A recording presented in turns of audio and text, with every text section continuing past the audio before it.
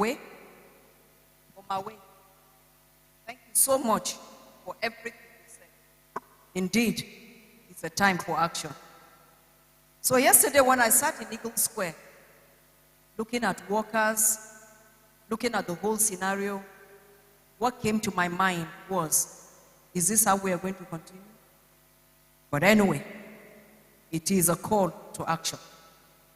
It is a moment to reaffirm our sacred commitment to the millions who build on construction sites, who teach in dilapidated schools, who work in hospitals that have no medicines, no electricity, and those who are in the security agencies to protect lives and properties. And also people, those of us who are in the power sector to power this nation. All of us, it is with our sweat and our sacrifice that this nation is being developed. So today, I speak to you not just as acting chairman of the Labour Party, but as one of you who knows your hardship, shares your hope. And what is that hope? I believe all of us, our hope here is a Nigeria where labor is not exploited, but exalted. A Nigeria where dignity, where the dignity of work is matched by the dignity of life. Let it be known here today and now that the Labour Party is actually not a party for workers, but it is a party of workers. So anywhere you are, so long as you are a worker, whether you are roasting corn by the roadside, whether you are working at a construction site, whether you are working anywhere you work, the Labour Party is your party. Therefore, for this year's celebration activities to mark the Workers' Day, we in the Labour Party are unveiling our 5-point New Deal for the Nigerian workers, a blueprint to restore dignity, to deliver justice, and to shift.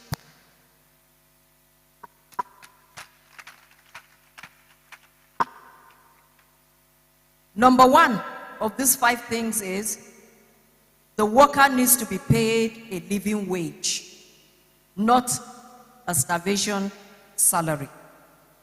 It is a national disgrace that Nigerians work full-time and still go to bed hungry. It is really sad. This must end. We will deliver a federally guaranteed, inflation-adjusted living wage, one that reflects the true cost of living, not political convenience. No more symbolic gestures, no more backroom deals. The Nigerian workers deserve real income, not insults. Remember once more, our motto for the NLC is labor creates wealth. So we cannot be creating wealth and we are going to bed hungry. We cannot be creating wealth and living in penury. I was having a chat with my boss before the program started, and I told him, I said, the way the policies, the present economic policies of this country are, most of us have been impoverished. Like almost everything you earned or you had, say as at 2015, is being reduced. What you own is just about 10% of what you had, what the value of what you had. So if you think you live in a house, if you compare what your house was in 2015, if you were to calculate it in dollars, think about it today, if you are to calculate it in dollars, how much it is. But Shegun said something. He said, when you want it to hit home, what you should say is, if you had money in the bank, if you had 1 million naira in the bank in 2015, how much was it in dollars? That same 1 million in the bank today, how much is it in dollars? When you do that calculation, then you will know it will hit home.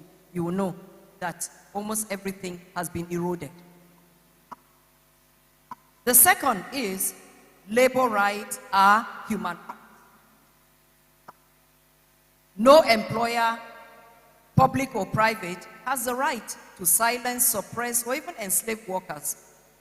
Under a Labour Party government, we will make sure that we criminalize exploitative outsourcing and contract slavery. We will also protect the right to unionize, protest, and negotiate without fear. Anybody, if you want to belong to any union, you should be free to belong to any union. If you want to go on protest, you should be allowed to go and protest. If you want to negotiate, you should be able to do that without any fear.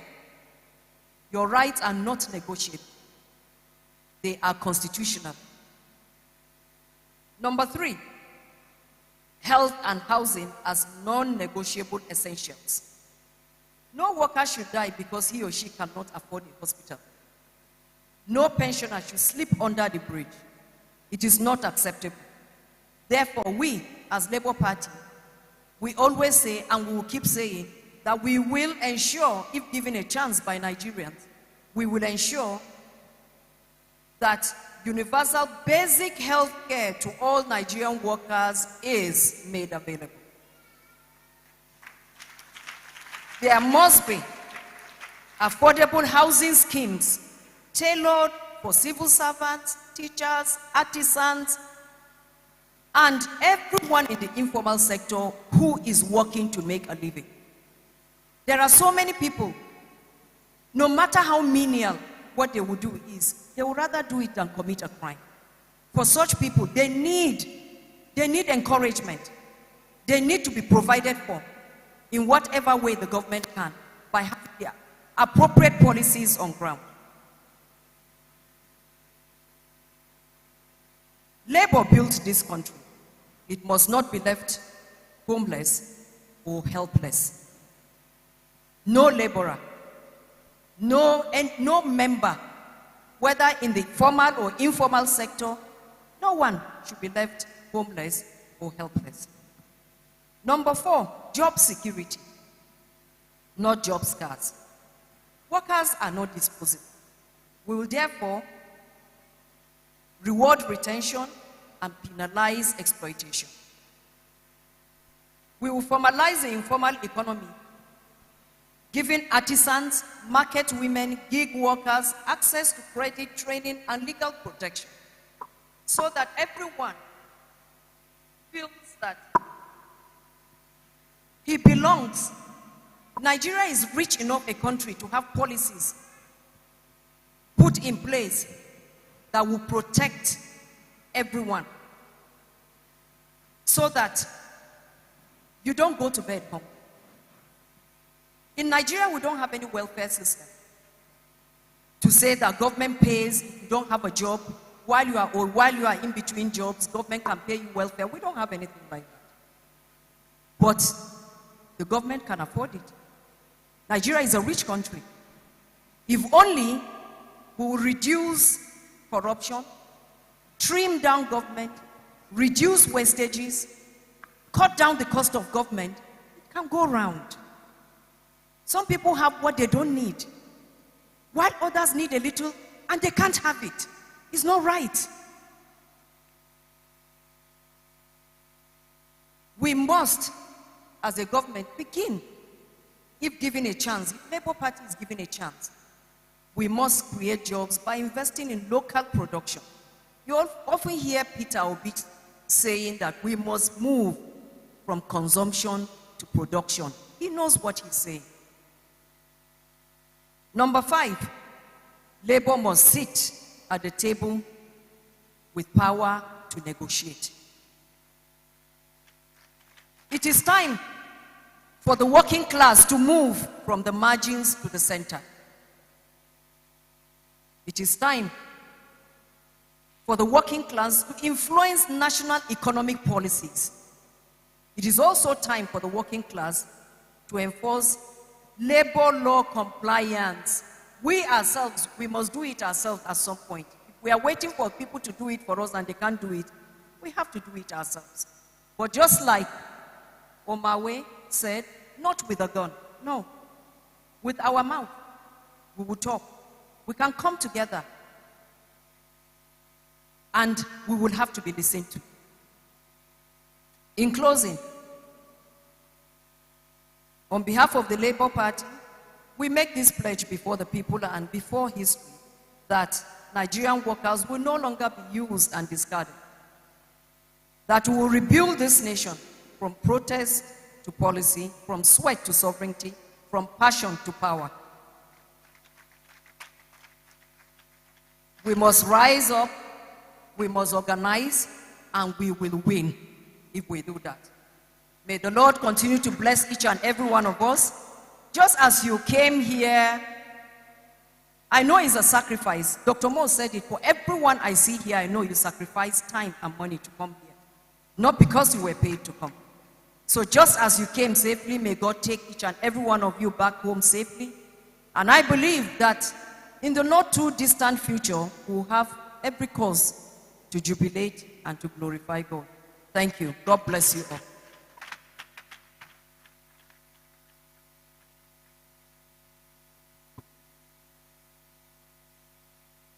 What a powerful keynote speech. Come on, put your hands together.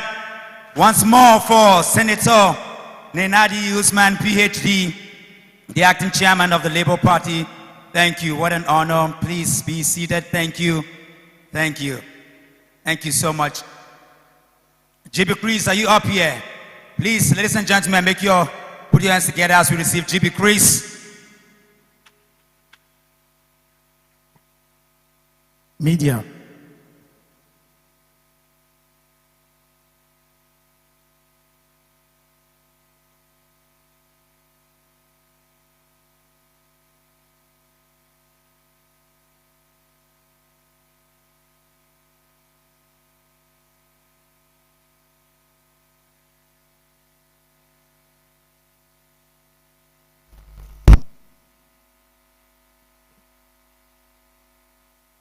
Okay, before the media comes up, the truth about it is that if this country is going to change, you and I will have to take responsibility for making it what we want it to be. Yeah. Tell me, what did we do wrong? Tell me, where did we go wrong? Tell me, how did we miss the point? Tell me, what was the man? How did we forget the story told us?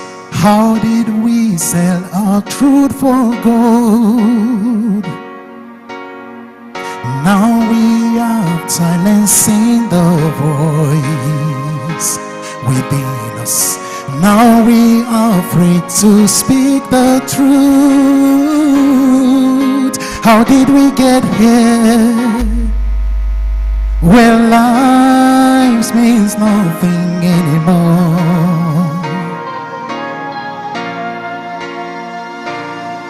How did we get here? Where our values mean nothing anymore. But see, but we can still rise from this dust and pain, 'cause we have what it takes, you and me. This flood will have no place in our land if we stand. We will find a way, oh yes. How did we get here? When lives mean nothing anymore.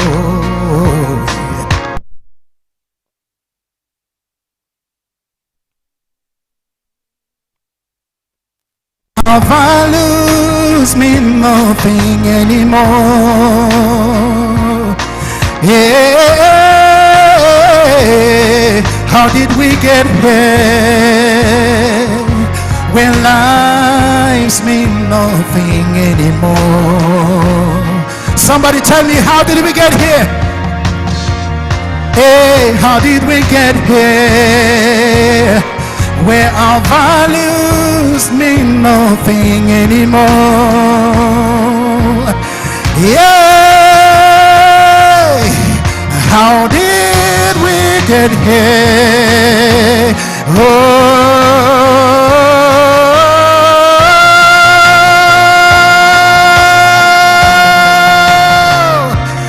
How did we get here? Yeah.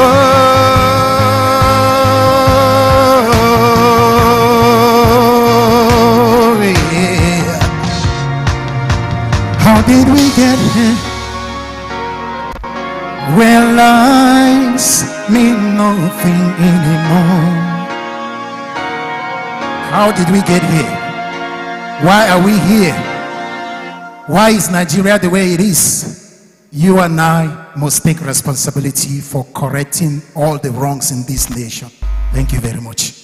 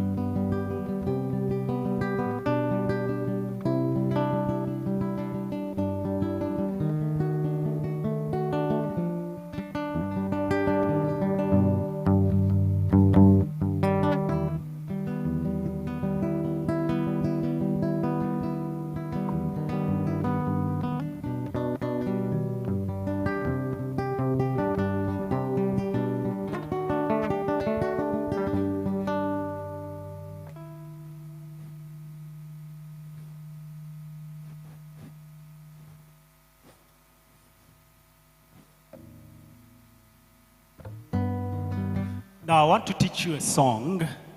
Now, for those that are Gen Zs and Gen... you won't know this song.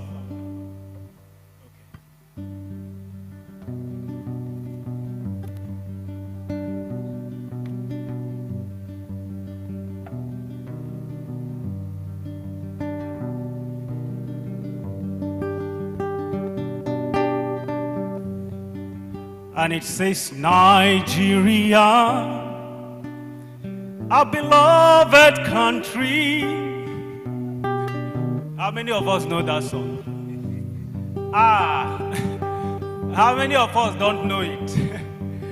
All right, so for those that don't know it, you learn it now, right?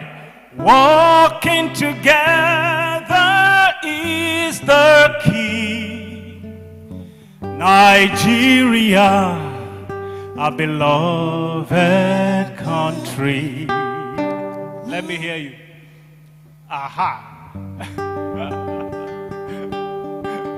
All right, I'll teach you the song and then we'll sing it together. Okay? So it says, as I sing, you sing along with me. Okay? Nigeria, our beloved country, go. Nigeria, our beloved country. Then walking together is the key, go. Walking together is the key. Then Nigeria, our beloved country. Nigeria, our beloved country. I've forgotten the last part.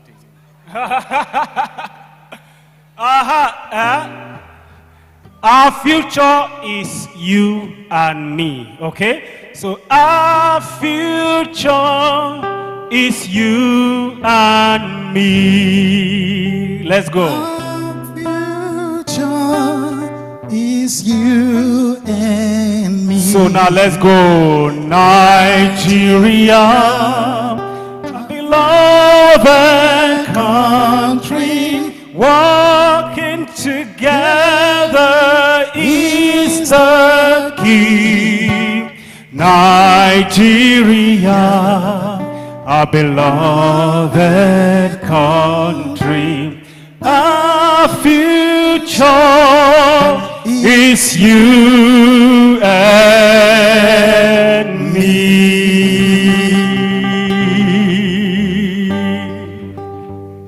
Abdicas, JB Chris, thank you. What a collaboration. This is what Nigeria should be, isn't it? If you're here and you're touched and you feel the warmth here one more time, put your hands together for JB Chris. Wonderful artists.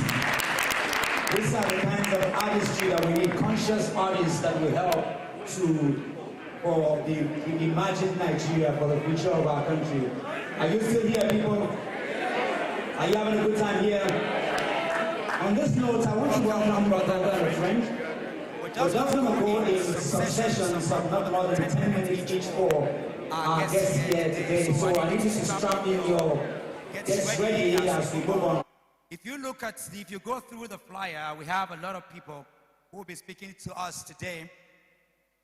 We talked about purpose, we talked about power, and we talked about patriotism. I won't say much about who he is, but he's somebody that I've known way back more than 2 decades. And we've done quite a number of things together around the country. He's a very patriotic Nigerian. He teaches us what it means to be patriotic. And he's going to help us connect certain values here today, especially with who we are, where we're going, and also what should the creative people be doing right now at this time where we are almost at the bottom in every facet of our country. Ladies and gentlemen, he's a Nigerian icon, a brother and a friend. He's none other than Dike Chukwumerije. Please put your hands together as we receive him. I know you can do better than that. Come on, young people, make some noise!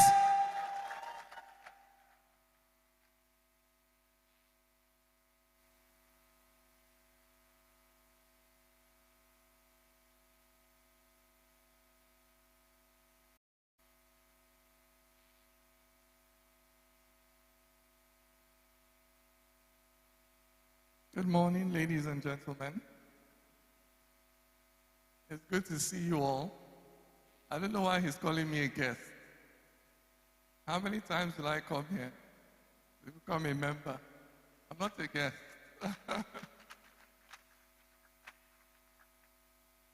Mayday, Mayday. If somebody shouts Mayday, Mayday, Mayday, Mayday, do you know what that means? It means the person is in trouble. Internationally recognized sign of somebody in distress. Mayday, Mayday, Mayday means come and save me. And Nigeria is in need of saving because all of us are in trouble. 2 years ago, the price of bread was 500 naira for a loaf of bread. How much is the price of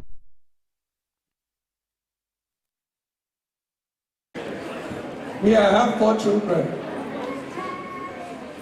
So bread alone is killing me. Just bread. The other thing, my daughter was asking me that she does not see cornflakes again. I told her, but Gary, if you want to drink anything, you'll be drinking Gary from now. Because cornflakes is killing me. Milk. What about school fees? Is anybody here paying school fees? What do you want from government? You that is sitting down here. If President Tinubu should come here now and ask you, what do you want from me? What would you tell him?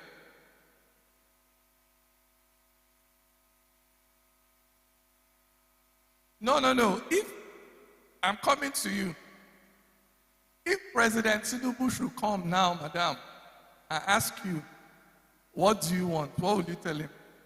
Bring down the price of goods. Just goods? Any particular goods? Which particular goods matters to you? Rice, beans, gari, and other. Price of food. We need food to be cheap. People should not spend more than 40% of their salary on food. Madam, if President Tinubu should come and meet you now, how are you? I ask you, what do you want? What will you tell him? I need food bill gone down, school fees. Is this boy in school? Yes. He's not in school yet. Yes. Do you have anyone in school? Yes. How much do you pay for school fees? Before is 1,000, but now is 5,000, 6,000. That means that the price of her school fees has increased by 600%. 600% in 2 years.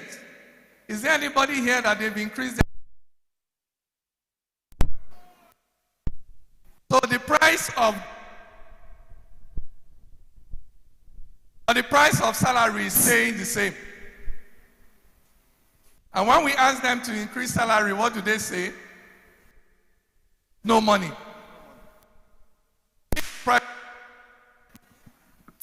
There is money for convoy. There is money for buying your 5th house. But there is no money to pay salary for Nigerian workers. We're not asking for, we're asking for food to eat and can't give. I know many people here don't understand how bad things are. Nigeria's inflation is 24%. Let me tell you.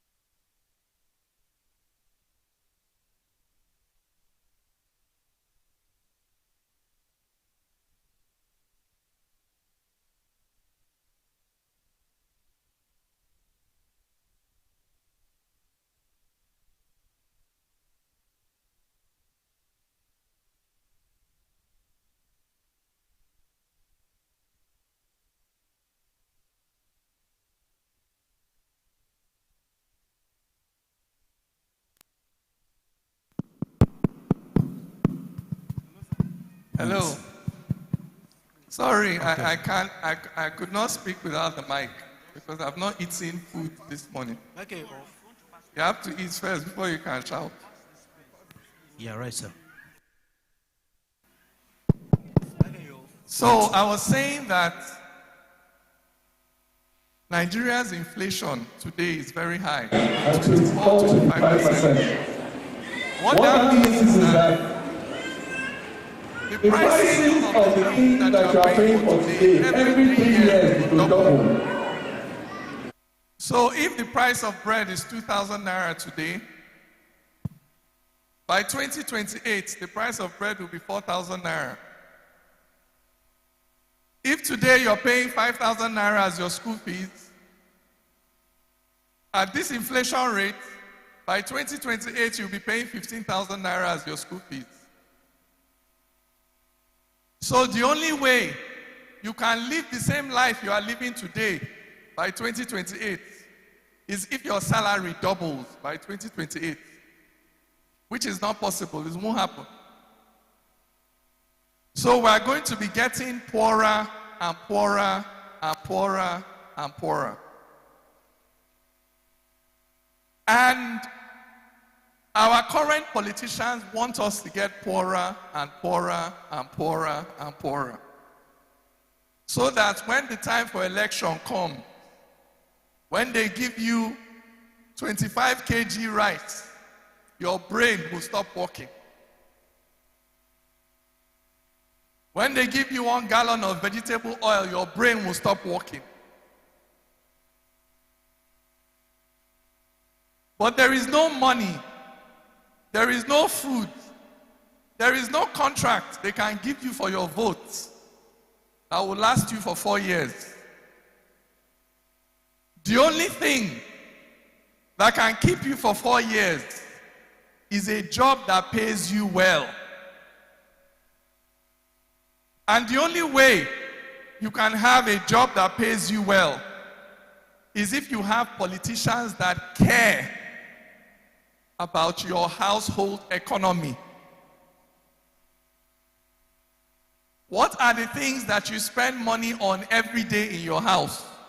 Food, transportation, healthcare, school fees. Any government policy that is not reducing the cost of this thing for you is a bad policy. Any government that does not care about the price of food, of healthcare, of education, of transportation, is a government that does not care for the people. And that is the kind of government we have today. A government that will be clapping for itself that it has done well when people cannot eat. A government that will be clapping for itself that it has done well when people cannot travel from Abuja to Kaduna without praying. A government that will be clapping for itself that it has done well when children's school fees cannot be paid. And yet, when it comes to time to vote, you start asking me, Christian, Muslim, Northerner, Southerner, is that what I will eat? Is that how I'll pay my children's school fees? Will I go to my children's school and say that the president is a Southerner like me, so take my child for free? Is there any school in this Nigeria that will accept the president's ethnicity as school fees for my child? You have to start making better decisions. Every time they ask you to choose a leader that cares that there is food on your table, that you can pay your children's school fees. That is what dignity means, that you don't have to beg anybody to pay for the fees of your own children. You don't have to beg anybody to pay for food for your own children. That's what dignity means. And that is what the labor struggle is about. That's what labor is about. Other people are talking about economic growth. Other people are talking about foreign direct investment. But what labor cares about is the price of food. the price of school fees, the price of transportation. If life is not getting better for the ordinary man, then we are not getting governance right. It does not matter how many foreigners are coming to invest in Nigeria. If Nigerians are dying of hunger, we are not getting governance right. It does not matter how much the government is telling us that the economy is growing. If I cannot afford transportation to my workplace is taking my whole salary, governance is wrong. That is the perspective of labor. Labor cares about the household economy.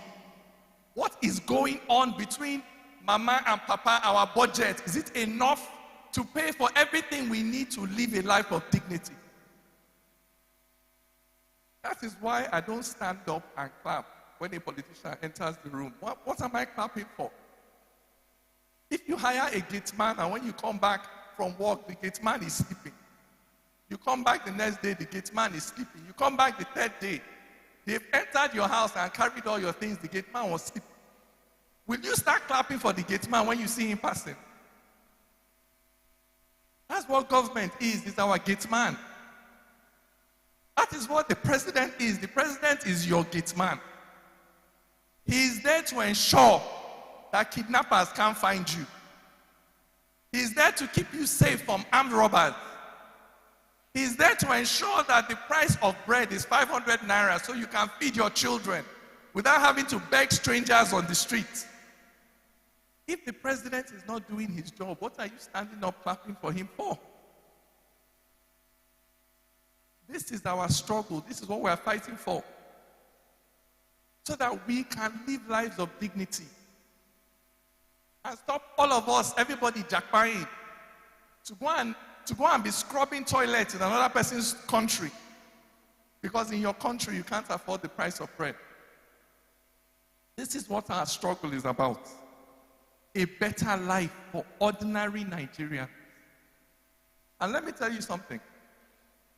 It is a struggle. It's not a one-day fight. It's not a one-election fight. On average, before you can struggle and get what you are looking for, it will take you 80 years. Did you people hear me? On average, 80 years of struggle. How many elections is that? Pastor Mo, do the math for me. 80 divided by 4. 20. 20 elections. We have just done one. We have 19 to go. We have 19 elections to go. In South Africa, when they were fighting apartheid, the group that succeeded in defeating apartheid was formed in 1912. That's when that organization called African National Congress, ANC, it was formed in 1912. It did not achieve victory until 1994. That is 82 years. 82 years. Let me ask you a question. Is there any movement in America? There is a group known as the National Association for the Advancement of Colored People. That's the group that carried the struggle for the freedom of black people in America. That group was formed in 1909. It is still alive today. It is still struggling today. So all of you are here now. You are a movement. Will you still be here in 10 years? Una we sit down here, una go still there here 10 years from now. Or if they give you small bread, your mouth will change. Give you small contract, your mouth will change. That is why Nigeria does not change. Because you don't have people that can stand in the same place for 80 years, if that is what it takes. Some of you will not see the change. Your job is to hand the baton over to make sure that there is somebody that knows why this struggle must not die. That is the job of some of you. If we do our work well, you see this little boy that this woman is carrying, this small boy, it will be his son that will enjoy it. It won't even be him. It will be his son that will enjoy the Nigeria we're fighting for. It is the son of this boy. That's what we're fighting for. You are fighting so that his son can have dignity, can eat well, can carry that passport anywhere he goes. One day, we will live in a country where by the time you pay for food, pay for rent, pay for transportation, pay for your light and water, 50% of your salary will still be in your pocket. It will still be in your pocket. And if at the end of every month you are saving 50% of your salary, what are you looking for? Don't be soft life with that. One day we will have that country where our leaders have us, not foreign investors. Every day they are talking about foreign investors. What about us? We know one chop. Why don't we matter to you? Every day you are making it easier for foreign investors to set up business. Meanwhile, Nigerians cannot set up their own business without 3-4 people coming every week to collect tax from you. Why don't you think of us? One day we'll have a government that thinks of us. And that is what the labor struggle is about. So I encourage all of you to stay the course. Don't give up. Don't allow them to buy your loyalty. Don't sell your heritage for a bowl of porridge. For the sake of this little boy and his children, let us continue to struggle. Thank you.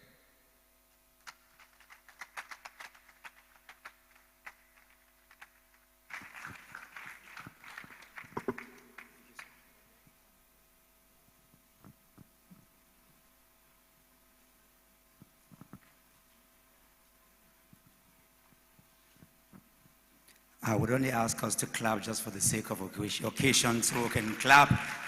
I know that the words that DK Chukwumeriji has spoken are very heavy.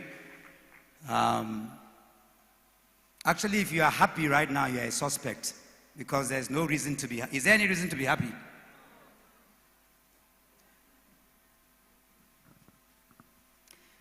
But like Nigeria, even when we suffer, we still smile and fight, because that's something that keeps us going.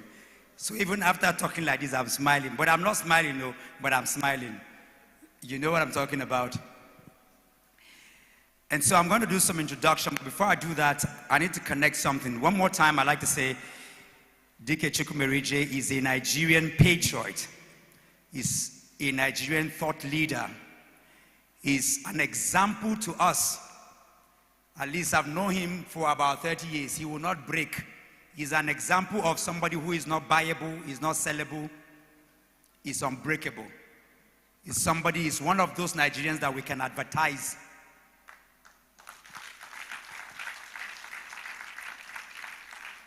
And we pray for people like him to become the president of Nigeria.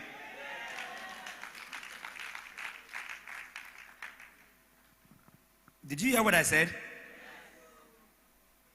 I'm voting for DK for president of Nigeria. Let me see your hand. Camera, show them, because people are watching from Europe and everywhere. Let them see. Let them see. Thank you. I'm going to say some things now. I know that I usually get in trouble, and it's okay. Because in a meeting like this, when DK came up, he said, when you hear Mayday, Mayday, it means what?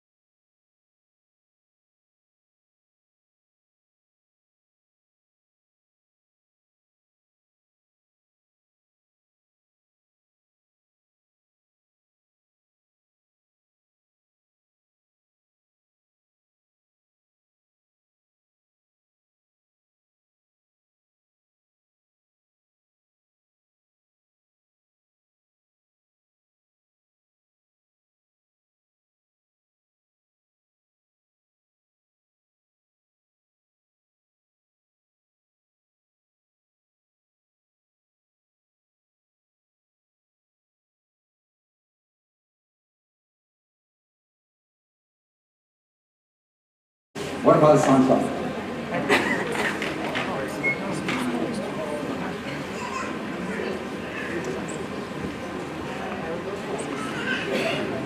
How many of you have been looking for an opportunity to ask your senator a question? Let me see your hand.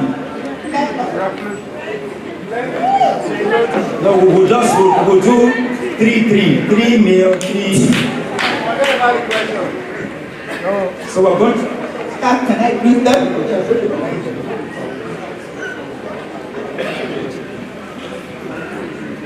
Before you speak, you are our only senator, so we're not joking with you.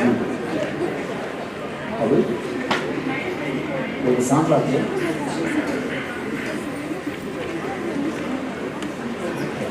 They're going to play it in the other side. Just play it and do that. I need that done.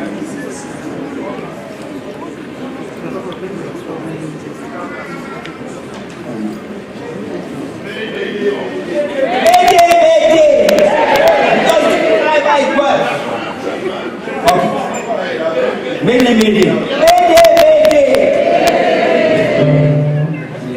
My people, and most of you, my children, younger brothers and sisters, I salute. I know some people say because I take 100 years, and I make an offer on my kid, but you are my children. I think of you that way. As Dike has said, I cannot overemphasize how bad things are. You don't even understand how bad it is.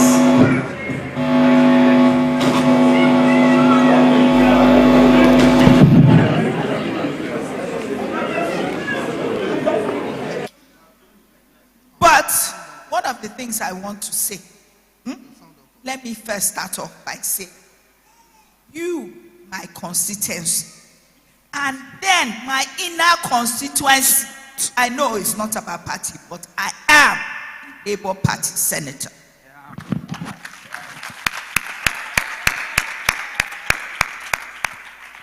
I first want to complain, and I say that at every forum I go to, I am upset. From the beginning, I said, leadership, governance is synergy between the leaders and the governed. Senator Kingibe is fighting everywhere there's anything wrong. Then she turns around, the people from whose stomach she came, when she's fighting, they are mute. When I say there's no water, nobody says anything. There's no security, nobody says anything. I expect people to resonate my voice the loudest. You then you, because you are the one suffering. When I say there's water, Senator Kingibe has a borehole in her house, has had one for 25 years. I have water. I know you don't. I have armed guards. You don't. This country belongs to you, the youth. Own it, but you have not owned it. You have a please, please, please attitude. You have not owned it. Because if you owned it, you wouldn't be so complacent. You won't be so quiet. When something is wrong, if you find one or two leaders who say it's wrong, you will also add your voice and say, we do not have those things. But you all have your hand on your cheeks and you are looking. So how, as you say, Mayday, we're all in the plane going down and everybody's dancing as a plane. We are all going to crash. Yes, I said, Senator Kingibe, I'm old enough. I can get up and go. What happens to my 35 years? And all other young people like you, there's no success without successors. You are the successors. But I don't see the success. So I'm not going to lecture you. You don't know what is wrong. I have tabled my grievance. You guys are quiet. You elected me. From the first day you elected me. The first day you elected me. I, Maitama Kingibe, I was the leader of the people who built ABC. If I can get up then put it down and say, I don't go. You know they work for me the way I want. Why do you think that every single day, all I hear is the camping load, the camping load? To what purpose at my age if it's not to fix this country? Tell me what you think I'm looking for. Go on, tell me. Acquired it all long before politics. I'm a firm believer in if it's spoiled, don't just complain. Get up and do it. Most of the people of my ilk do not want to do the rough or the stress and strain of politics. I sleep at 2 a.m. and wake up at 6 a.m. At my age, it's not what I should be doing. But if I say it needs fixing, I'm going to be part of the fixers, then I must put up with that income. I get 10,000 text messages a day. I won't talk about phone calls. I have 3 phones. And then everybody says, I call her, she no answer. Please tell me any one of you where the answer. But, as I say, write it and it gets done. So we need to understand, you young people, don't wait for 3 lemons or 3 lines to come and tell you, choose which one you want to. You go find the fruit where you want. Pick the leaders that you know, go look for them. Say, be actively involved. You are not actively involved. And that's it. And I have tabled it. I'm an open person. I speak my mind and I speak the truth. Always, no matter what is going to happen. Integrity is one of the things that's been missing in this country. I promised myself when I was being elected that no matter the consequence, I will speak the truth.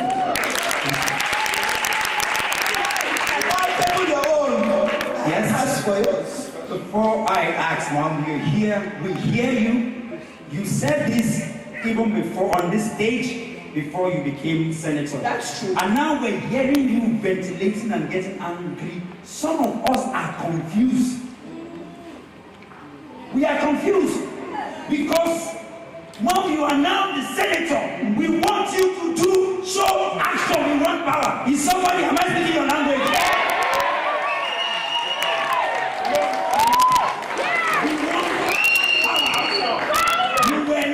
Before on this day. Now you are senator. Mom is still speaking the same language. What? Because we are confused.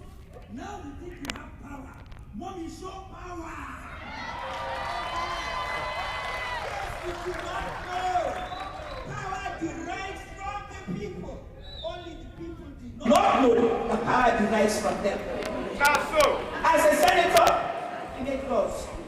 I've also brought more projects to the FCT than any other senator and anybody who can put me on. Come and show me. I have put ICT centers, you name it, anything that comes here. I lobby people I will not normally even speak to because he's in the position to give FCT something. I even lobby for little jobs and I bring them all here. The power, as you say, can only come from you. Because when you elected me, you knew we were opposition. You knew it would not be easy. You knew there would be plenty of ruffle.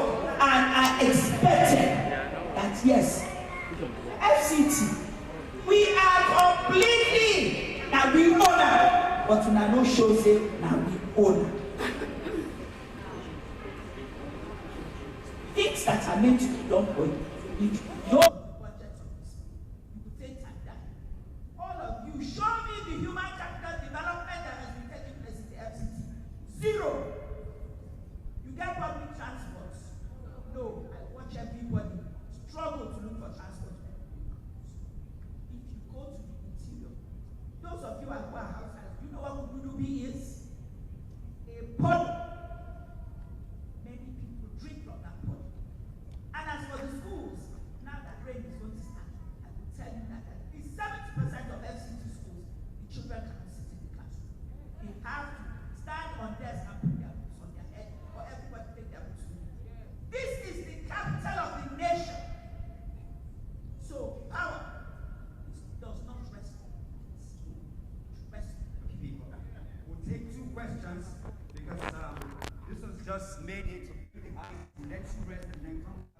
One of the questions that I've had on the time before you come back, that say things like, we don't hear. We used to hear a problem. Why can't you just get up and shout and break the government and let us see the power?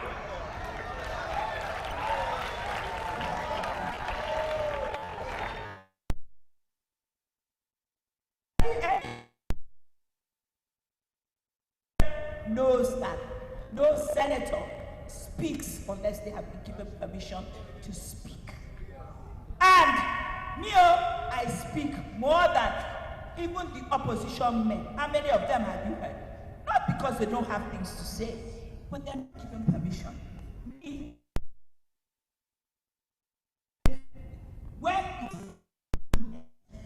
when I want to pass the motion to stop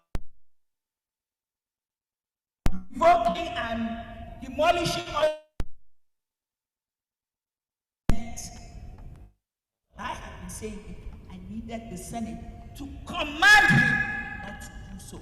On that day, we did the rougher. I shouted, I walked out of the Senate, I threw a tantrum, and when I was done, I came back, I apologized to my distinguished colleagues for behavior unbecoming of a senator, and I got my motion read.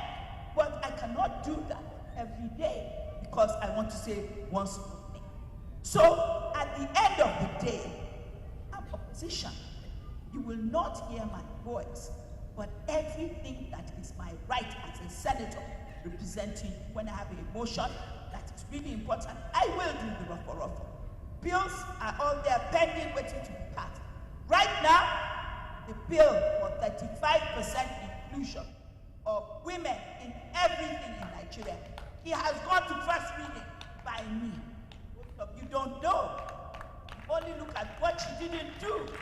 Now I am hopeful and pretty optimistic that the Senate will pass that bill, and I pray that the House does the same thing.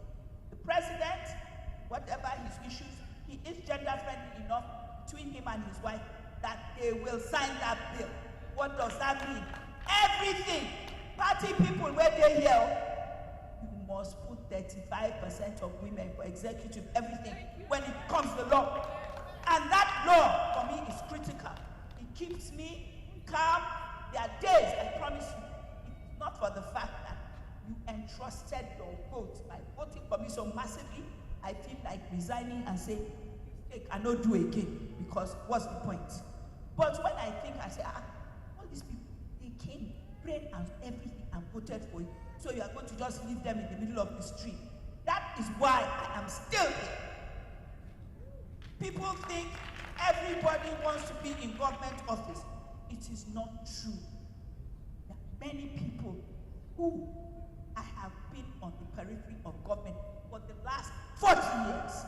Through my husband, through many ways. He don't really reach here. But I know I can make the difference. And that's why I'm here. We're going to have you back on the second session where we're going to take your questions. Aren't you ready for that? Are we waiting for that? But right now we're going to ask you, because it's Mayday. We're letting you go, but shortly we'll be back. Please put your hands together for the sole Senator of the FCT as you make your way back to your seat. We'll call you back shortly. Thank you. If she's impressive, come on, put your hands together for her. Come on. If Shagun can clap for her, I mean she has passed. I can tell you that. Come on, somebody. Please, mom, be seated for a while and then we'll have you back again. Mommy, please, I need you to go back. I think you didn't see him very well. Mommy Senator. Mommy Senator. That is the legendary Bongo Sikwe! Somebody make some noise!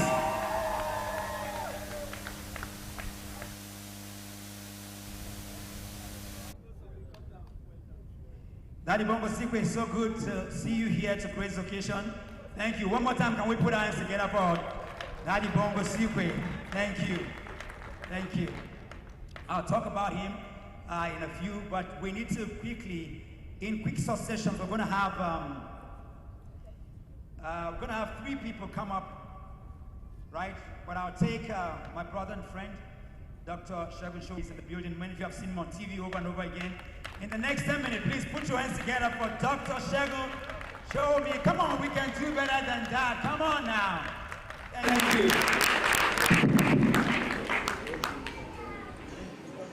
You know what? If I had missed this event, I would not have forgiven my. Now, good evening, ladies and gentlemen. Look, okay, it's still morning. Okay, good afternoon, actually, Pastor. My name is Shegun Show Me. You all know that I'm a PDP man, without a doubt. But for some times now, a couple of years actually, I've been asking myself, where would we get the energy to cause the type of change we want in the country?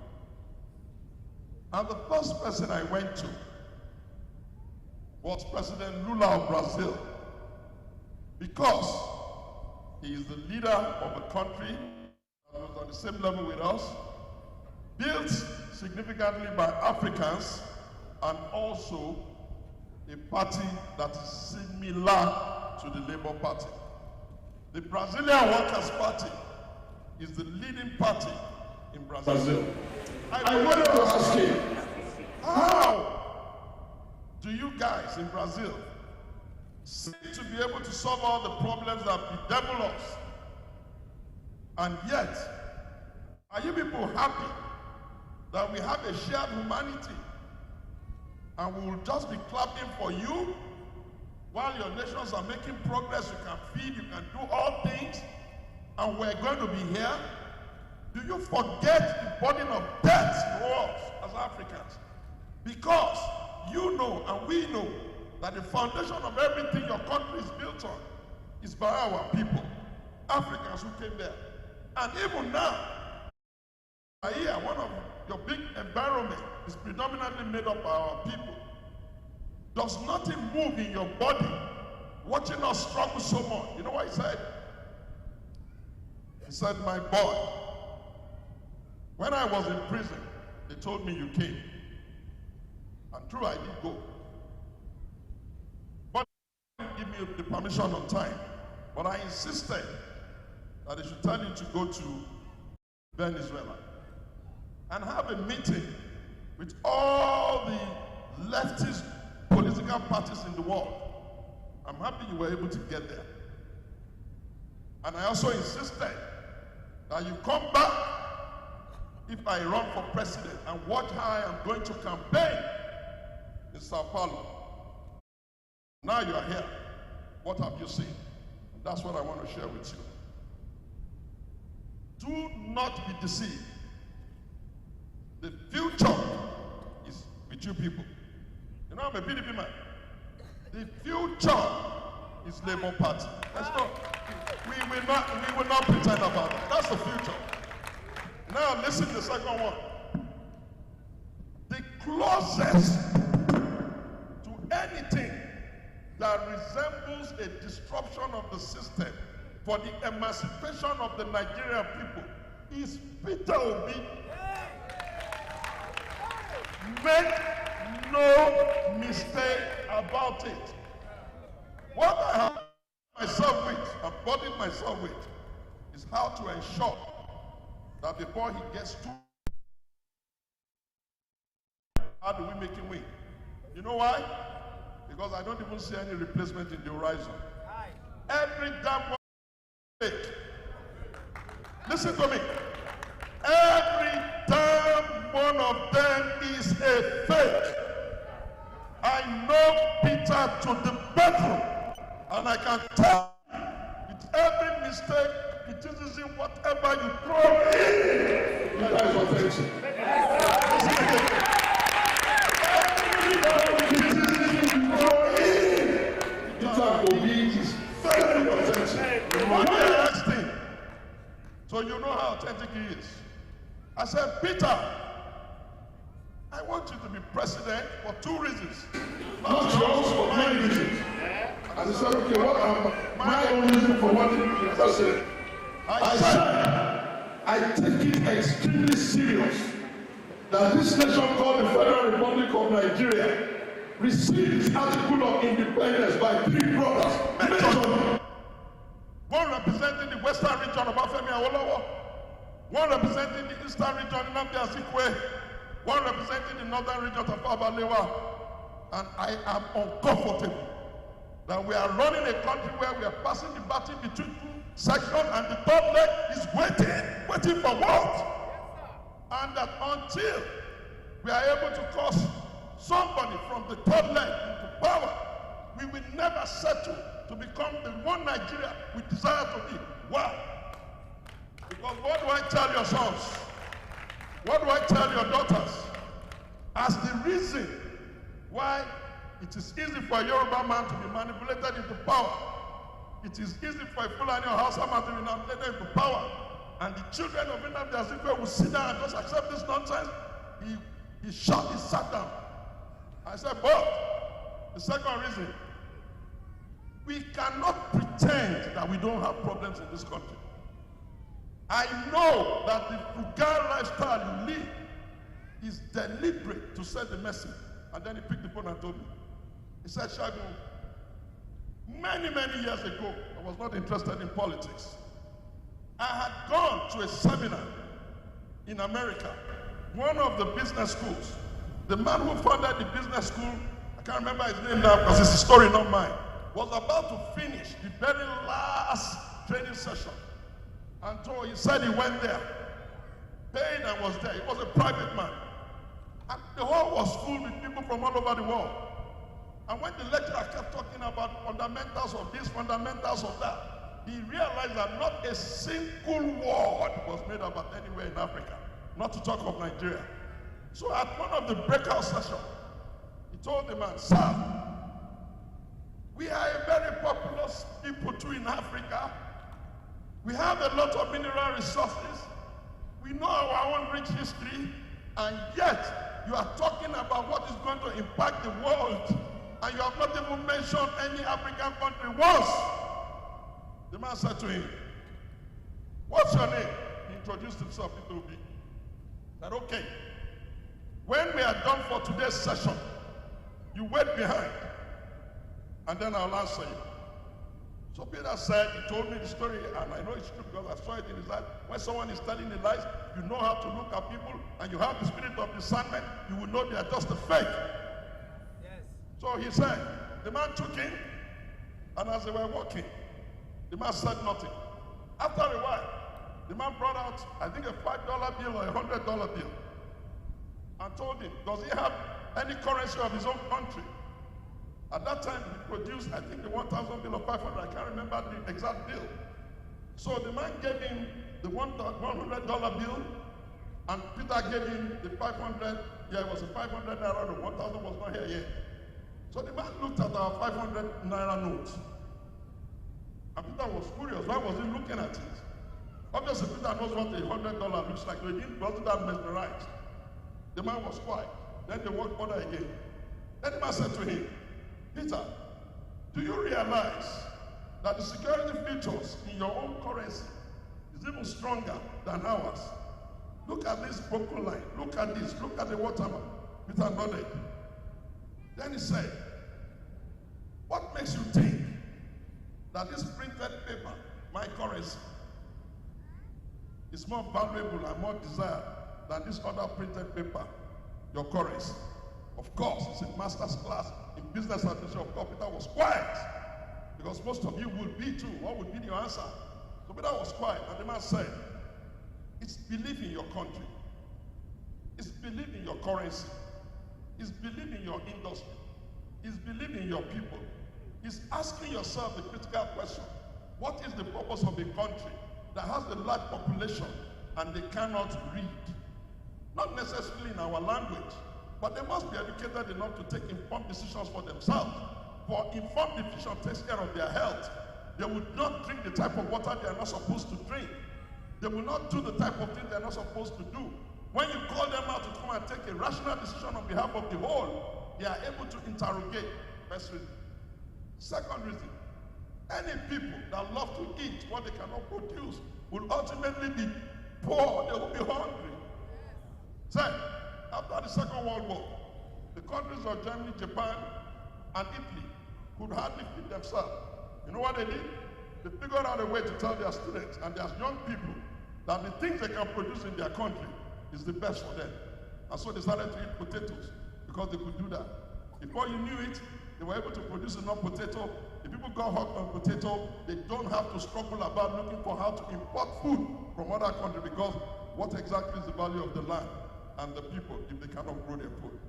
So Peter said, and I said to Peter, so what did you do? What did you do? He said, I came back home. The soul of Pascal Dozier, rest in peace. He said Chief Pascal Dozier had invited them to come and do a private placement to start MTN because they were just starting telecom. It's a private placement. You can't just come in and be doing like they do stock exchange. You have to bring the money that they are saying is the entry fee. Peter told me, before going for that course, he had paid the entry fees of $5 million, which was what everybody had put down to be invited to be part of the owners of that big industry. Peter told me that when he came back, because of what they had heard at Abba, he was so distraught that he came back home. He went to Pascal Dozier, told him, please sir, I'm not interested again. Just give me that $5 million back. And I called my family, called my wife, and whatever was around me, I told them, please, everything we had before, you people can keep. Going forward, this country and its politics now owes me. Listen, going forward, this country and its politics now owes me. And took the $5 million as a seed money that eventually gave him whatever, governor in that place and all of that. And if you see, Peter is restless. Peter is restless because it is only the man who knows that can be restless. So that's the Peter story. When I tell you he's authentic, take it to the bank, he's authentic. I am still very much the leader of the People's Democratic Party. Now listen, how should we go out?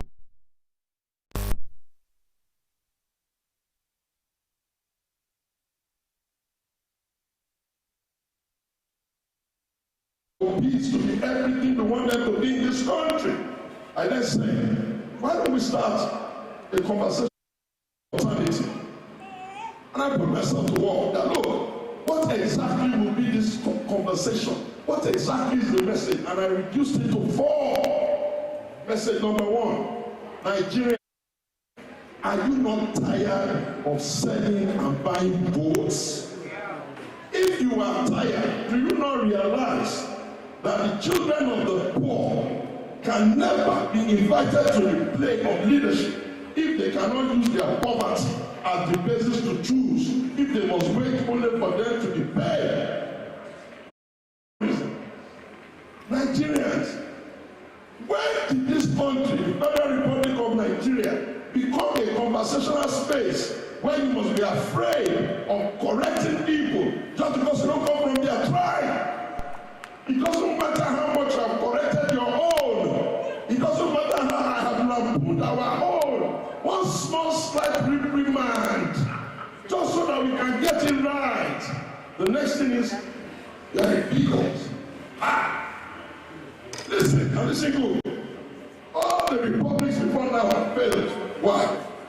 Because they always insisted, just by being members of our tribe, they are automatically the owners of everything, including our thought processing.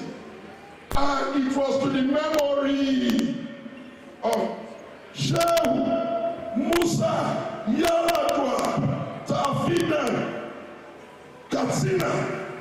As a younger man after service, I said, look, I have been at the highest echelon. This country cannot continue political conversation only on tribalism. He then gathered young men, the Atikus and Kwankwo of this world, that failed generation, and said, this journey is going to be very, very long. I need you to build bridges across the country. Find friends in the north, the south, the west, everywhere. Make sure that you understand.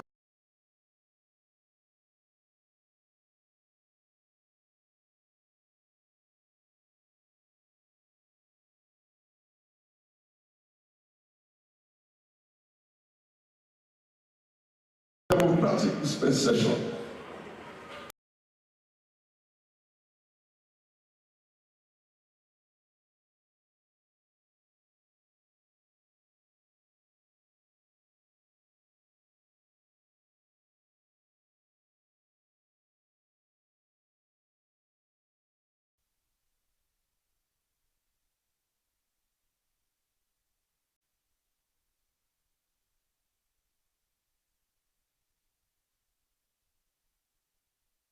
citizens of that area are dealing with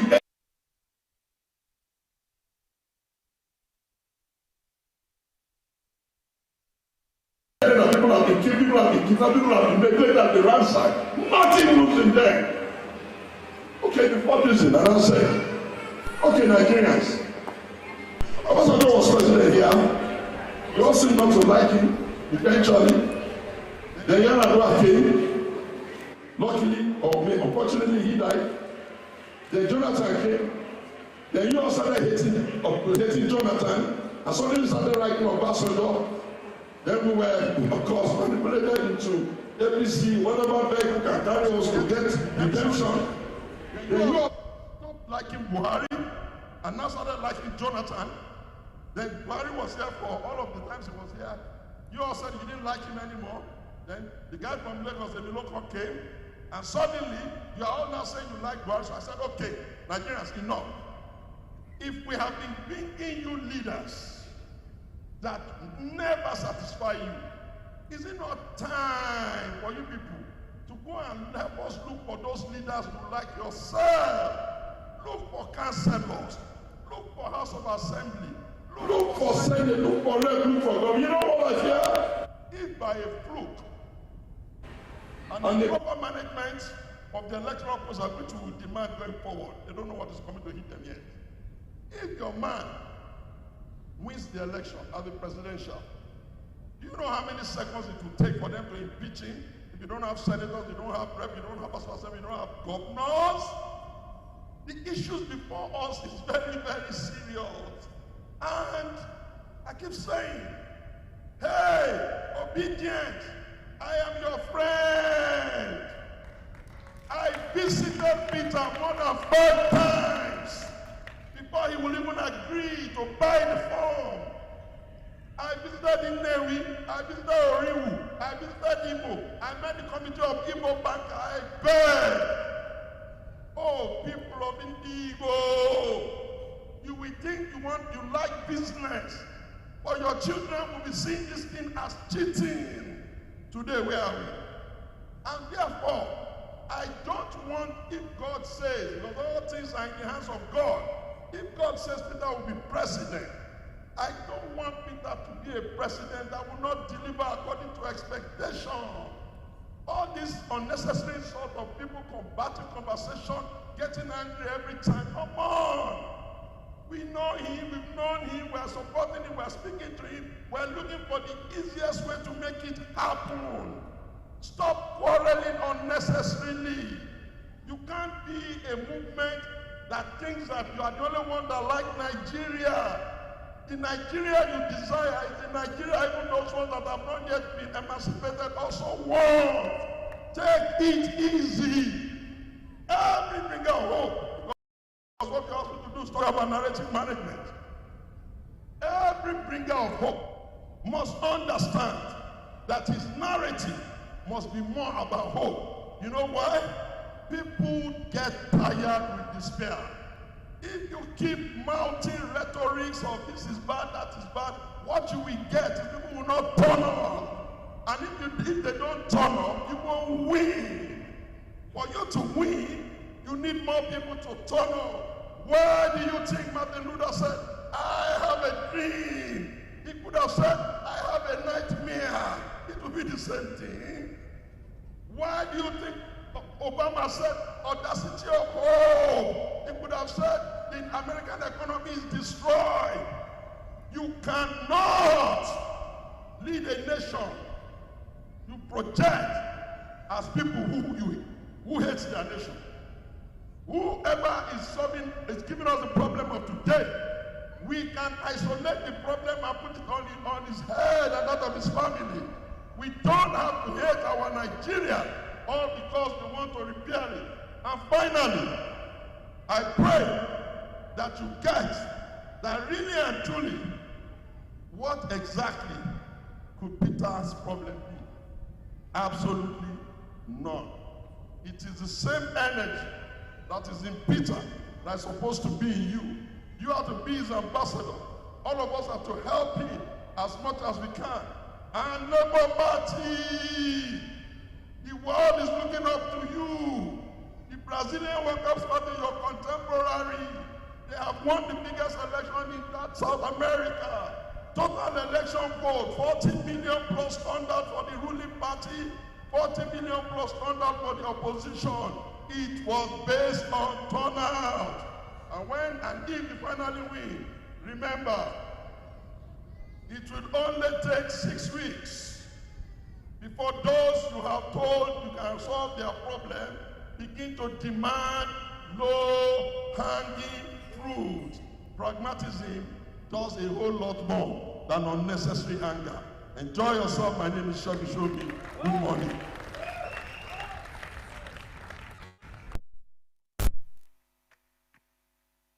No, you can do much better than that. People, make some resounding noise. Obedience, woman abroad, this is the biggest message to you on May Day 2025. One more time, put your hands together for Dr. Segun Shobi. Thank you. What a word. What an expression. This is Peter Obi's biggest marketer as long as I'm concerned. Did you listen to him very clearly and incisively? And I dare say that on the 31st, because of what Dr. Segun has done here, there is a book already written for Mr. Peter Obi. Everything that you know, plus what you did not know, including the story that Dr. Segun told us here today. Everything is in that book. And on the 31st of this month, tell your brothers, tell your sisters, come with your cows and your camels. Release your dogs and everybody. Tell APC and PDP, who will be gathered here in this auditorium to unveil that book. I know the seats are limited. You don't want to miss that occasion. I will not tell you some of the people there, but certainly Dr. Segun, I don't know, I know you're out of the country now, but I need you here that day because of the things that you represent and who you are. How many of you are going to be here on the 31st for us to do that? Everything, Mr. Peter Obi and more. We're going to be unveiling that book here. It has everything about the 2023 election. It has everything that Peter Obi epitomizes in politics. Everything is there. I know that Dr. Temidayo, I know you flew all the way from Ibadan. If you're here, please can we just put our hands together for him? He made it here. Thank you. If time permits us, we're going to have you here. I know that Obedient General traveled all the way to here. Can we put our hands together? Obedient General is here. Thank you.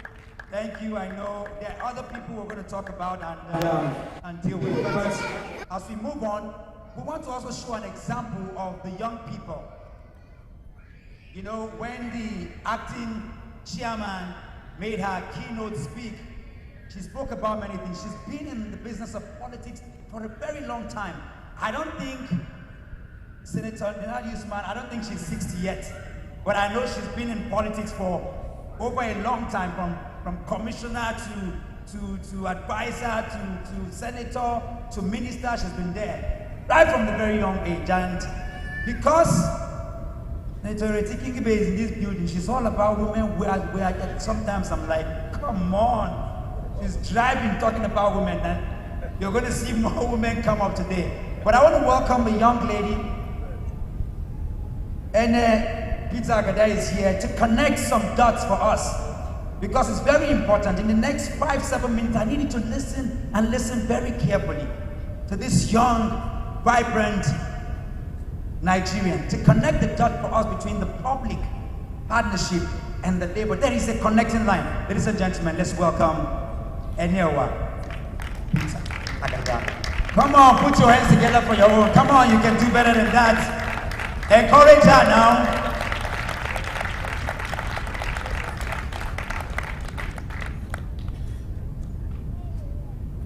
The stage is yours. Thank you. Good morning, good afternoon, actually. Distinguished guest government representatives, colleagues in the industry, champions of development, and members of the labor force. On behalf of my principal, architect Dr. Peter Agada, a professor of acoustics and the chairman of acoustics, a global leader in acoustic design and implementation, it is a privilege to speak at this year's International Labour Day Conference. I'll be speaking on labor in Nigeria, public and private sector realities. Labour Day Conference, a day that underscores the vital role of labor in national development. While we acknowledge the progress made, it is clear that significant structural and policy issues continue to inhibit both the potential of the Nigerian worker and the growth of industries dependent on labor skills. Nigeria's workforce is primarily divided between two broad categories: public sector laborers, including civil servants, teachers, medical personnel, and other government employees, and private sector labor, comprising artisans, construction workers, service professionals, and contract staff engaged by business and individuals. As a private sector company, we will be speaking to both the public sector, which we have interacted with, and the private sector, which we base mainly in. While their functions differ, the challenges they face are increasingly similar, such as unstable incomes, insufficient training, and lack of long-term security. One of the major issues that plague our nation is our minimum wage. Despite the recent increase in the minimum wage to 70,000, which has not even been received by many, it still falls short of what can be considered a living wage. Let us look at the cost of living wage versus minimum wage, because there seems to be a very big mismatch. An objective look at monthly living expenses for a single person in an urban center reveals the following. Let me break it down. The average transportation daily for an average Nigerian is about 1,200 to 1,500 naira per trip. If you multiply this times 25 days that they work for, it amounts to about 30,000 naira, 35,000.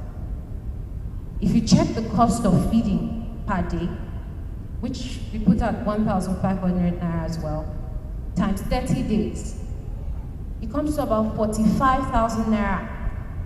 Let's not even begin to talk about rent and utilities, healthcare, clothing, communication, and other necessities. That brings our cost to over 150,000 naira per month.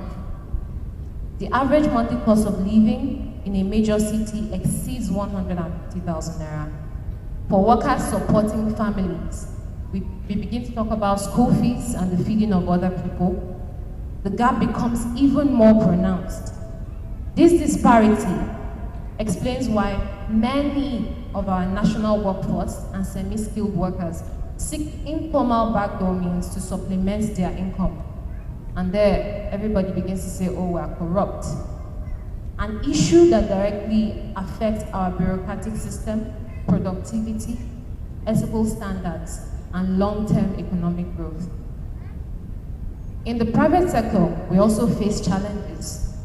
In the construction sector where Sarah's Acoustics operates, these challenges are amplified. The industry faces the dearth of certified professionals capable of executing complex technical projects, unstructured training pathways with most artisans learning informally or through outdated methods, high cost of construction, often exceeding comparable projects in Europe, China, North America, whose projects and building outputs are by far better than what we have here, despite the higher costs of construction. Where contractors here are paid 7, 8 figures, millions of naira, but still deliver quite poorly, This paradox is driven by inefficiencies, rework from poor execution, and inconsistent labor quality. Even where workers are paid premium fee, outcomes can be subpar due to lack of standardized training and supervision. As a construction company, we have come in contact and contract with many contractors and artisans, and we have many stories to tell. We have had teams charging high costs and delivering quite very low. We have had teams who take money and abscond, and many, many contractors who have been trained in the field but abscond eventually. Despite these challenges, we have contributed and consistently demonstrated that large-scale industries and other private businesses can provide structured employment and skill development when managed properly. Across 5 major projects where we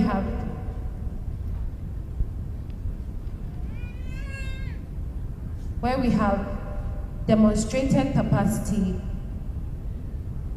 for Trinity Towers, Citadel Global Church, Global Memorial, Hand of God Cathedral in Port Harcourt, where we have employed over 2,000 labor in Nigeria, and even Dunamis International Glory Dome in Abuja, where we're currently working.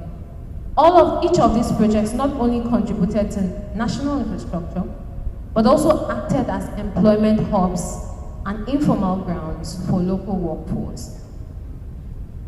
We believe that with the current gap between capacity and delivery, and to build sustainable labor, the following measures are recommended. Redefine the minimum wage. It should become a living wage, tied to regional cost of living benchmarks and reviewed periodically. A national vocational training institute and certification framework should be established, especially for high demand sectors.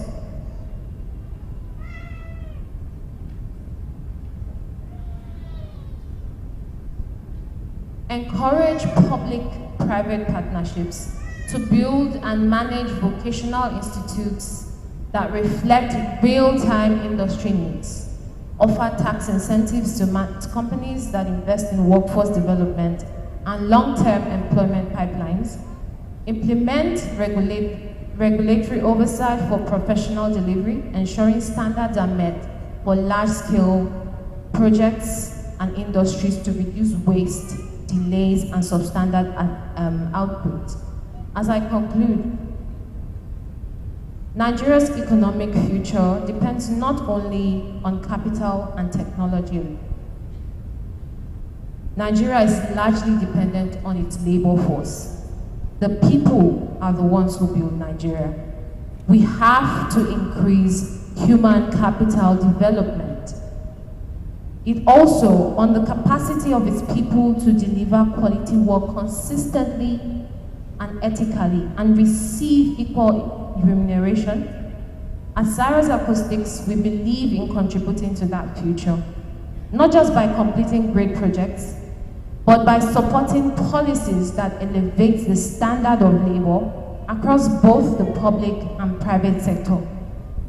We remain committed to collaborating with champions of development and other leaders in industry in designing practical, inclusive solutions to the challenges facing our workforce today.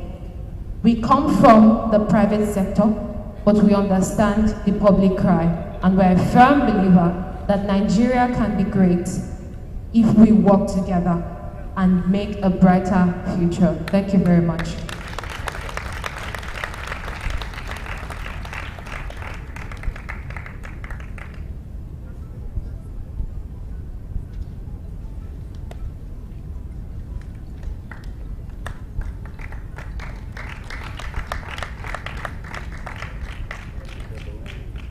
My father's favorite family time is a nighttime we sit and watch Harry Potter, watching him swing his wand and make things disappear. This is how we have a good laugh. Watch an existence fade into nothingness like my father did. Make headlines, make sick tweets, make pity, and have good laugh. But my mother is scared of how our ribs go cracking when we laugh, how it's no more magic when people disappear. The next trigger may be to our faces. The next trends may have pictures of our heads shredded into leftover things from our last party. But it may be easy to pass because this content contains sensitive scenes. When the clouds go dark, we remember that tomorrow we may not be lucky when there's a bang on our gates. Our tongues are tied up in questions. We cannot pray. We cannot ask God why the devil shows up when we pray. Were our bodies made to shelter our souls or prove that he can make a resurrection of mutilated bodies? If crying is the deepest act of worship, why are we still unheard? Is our sin so grave that we stretch our bodies to the grave to find peace? Why do we bury empty coffins? We all seem to be disappearing, like the Chibok girls who never found their way home. But I guess education was also the key to death, right? I'm tired of the hide and seek. We cannot play games with killers. The next time I hear gunshots on the school field, I'll close my eyes too and learn to swim in my own blood.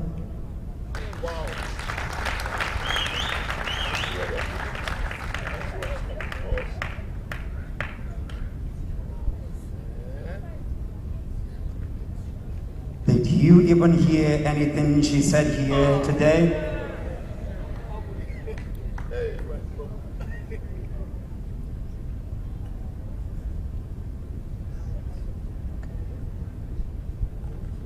Can anybody remind me of any line of anything she said?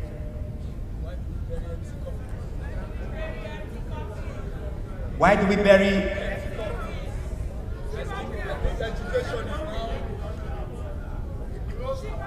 When we hear the gunshots, we do what? Yeah. Yeah. The liberality of governance, vis-a-vis protection of life and property is lost. Absolutely. When we hear the gunshot, we close our eyes. Why do we close our eyes? In our own context, she has explained it. In my own thinking, we pray for the unknown, for a nation we once had that is devoid of Christian and Muslim. Thank you. Who else connected with this? Any other line from what she said?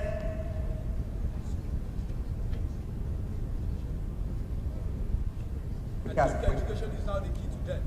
What? I think education is now the key to death. Education is now the key to death.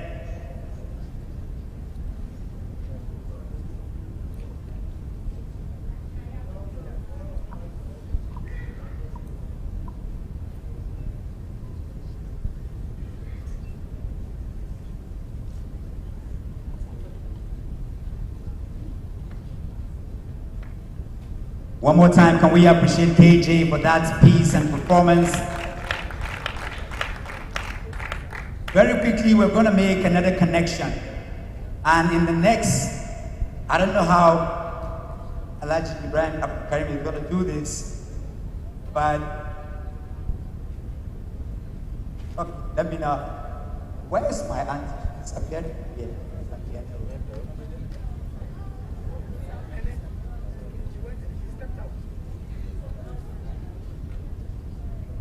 Are you ready, friend? Ibrahim Abdul Karim is a friend of the brother. He's going to help us just connect two dots between politics and labor. There's a connection. He can do this within 5-7 minutes.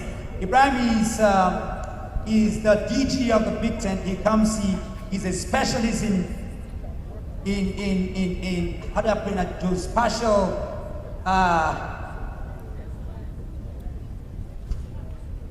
you help me. But he's a lover, he's a passionate Nigerian, he's somebody who I've worked with very closely and I've come to respect very much. We connected dots when we went to Indonesia together, went to Qatar, and been all over the place around the country together. Ladies and gentlemen, put your hands together for Alhaji Ibrahim Abdul Karim. Thank you very much. Thank you for having me. I wanted my auntie to go first. Any hobby so that I can tap something from her don't know what I'm going to say. As you hear the shout, Mayday, Mayday, Mayday. And every speaker here has explained to you, and it's very easy. When it's Mayday, that means something is going to crash. That's just what it means by it. So if you don't do anything, it will crash. And we look at the label, and I'm very happy what my brother from PDP said. We have something that we don't know how beautiful it is. The Labour Party. This Labour Party that we have seen, it happens in a lot of places, including the England we are talking about today. It's the Labour Party. If I will come to National Assembly or go to a rally on the May Day and sit down to beg and write 20 points of what I want, why not take over the government and do it myself? That's my thing. And when I went in the evening to watch the news, I have seen every governor in the country taking parade of labels. That means whether they like us, whether they don't like us, we are going to be celebrated every year. Tell me any party today, showing is here. Are you celebrating PDP? Are you celebrating PDP any day? Is any party that has been celebrated every year? It's only Labour Day. And that day we can organize some things like this, get television, get free air, and have a conversation. So I think we have a wing, and it's called Labour NLC Political Wing. And it's the wing that decided to go and file their case in 2008 to obtain a license to have a party, and with a purpose. We have 47, as of today, 47 unions and associations. Each union, if you take one, National Union of Journalists, that's one. That Union of Journalists is having what? A leadership at the national. Is having a leadership at the state. And they have leadership at the local government. If this structure of one of the 47, that's only NUJ, for example, decided to preach good governance and give stage and space in their radio and television reportage on how to obtain good governance, are we going to stay where we are today? No. If they are going to highlight all this trouble of this Mayday on their newspaper, on their television reportage, are we going to have any problem that they are not seeing what we are seeing? So that idea of that political wing, and that you see the Labour Congress President, Joe Ajero, is trying hard to retrieve it from those people that think they can carry it and run away with our allotted 6 million votes. We say no. Let's collect our party. Coalition or no coalition, whether we come together, we do merger, whatever they are talking about, what we are more interested in is having what is ours to be ours and arrange a system that can help. That's number one thing that we're supposed to do. Any other thing, the conversation will come after we have arranged ourselves. Just think loud. If this group of 47 unionists decided, as how you see them in Abuja, how you see them in all the other states, to monitor or to advance the idea of reform in INEC, was it going to be a problem for us? That is no. If they decided to be mounted as the collation centers all over the country, would they be easy for them to use glitch and rig us? No. So we think we have to look inward. God has given us something. And what Mr. Shegun has said is really, really important to all of us. We have something very important, but we have to know how to use it. Let me tell you the truth. Today, If you have a gun in your house and you have bullets, but you don't know how to operate a gun, somebody that knows how to operate a gun comes into your house, you have already dashed something to kill you. Do you get the analogy I'm trying to get to you? If you have a gun to protect yourself, that's the idea. You want to protect yourself. But you don't know how to use the gun, and you keep the gun beside your bed. Then somebody enter your house that knows how to use a gun, and he now get the gun. What did you supply? You supply what will kill you. So what we are trying to say is that if we want to beat them in their game, we have to know how to play the game. Politics is not emotions. Politics is not activism. Politics is plan. That's why they are ahead of us. We sacrifice to come here, and my senator is telling you, every day they sleep around 3 o'clock and wake up around 6 o'clock. Some of us here, we sleep around 9 o'clock after NTA news and wake up around 9 o'clock the next morning when the kunu and the kosa is ready. And we want to remove them from power. You get what I'm saying? You can't remove those kind of people from power. That's not how we remove them from power. As they think, we think. As they plan, we plan. This 2027, we have to plan.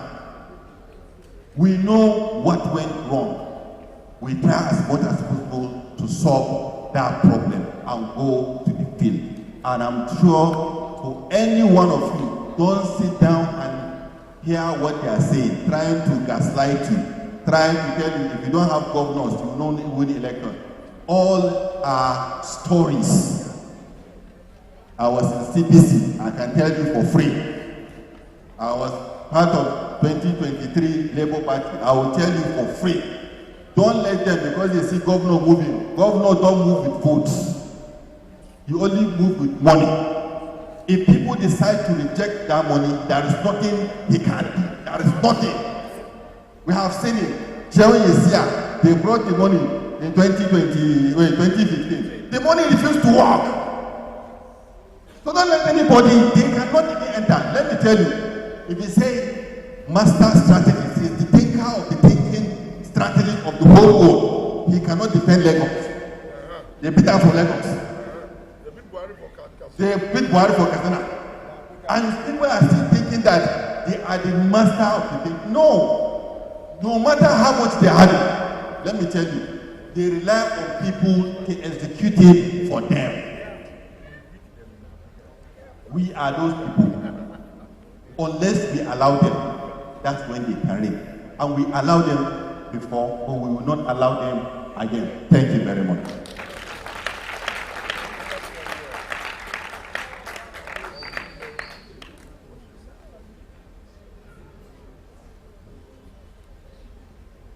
Are you here or what?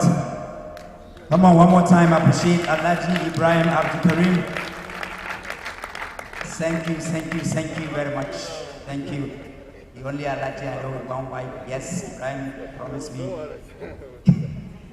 Are you having fun here tonight? Somebody learning something new? Before we take an advice from a legend, I'd like to welcome one of Nigeria's, how do I put it now? She's a protest leader, she's an advocacy leader, she's been a team, headed several big international corporations and still moving on. We see her a lot of time on TV, very fearless. You know, I just warned her this morning, I said, whatever happens, that your signature hair, if anything happens to you, you're going to be in trouble. Anyway, just trying to sound like my daughters. One day, I was going to take my dreads off and they said, if you try that, you don't come back home. You know, so, Mom, if you try it. Please, ladies and gentlemen, help me put your hands together for Comrade NLB as she makes her way up to the stage to connect some dots for us. Sit tight. In just a few moments, you can do better than that one more. Come on, put on, come on, come on. Come on now. Yes, I'll do that one.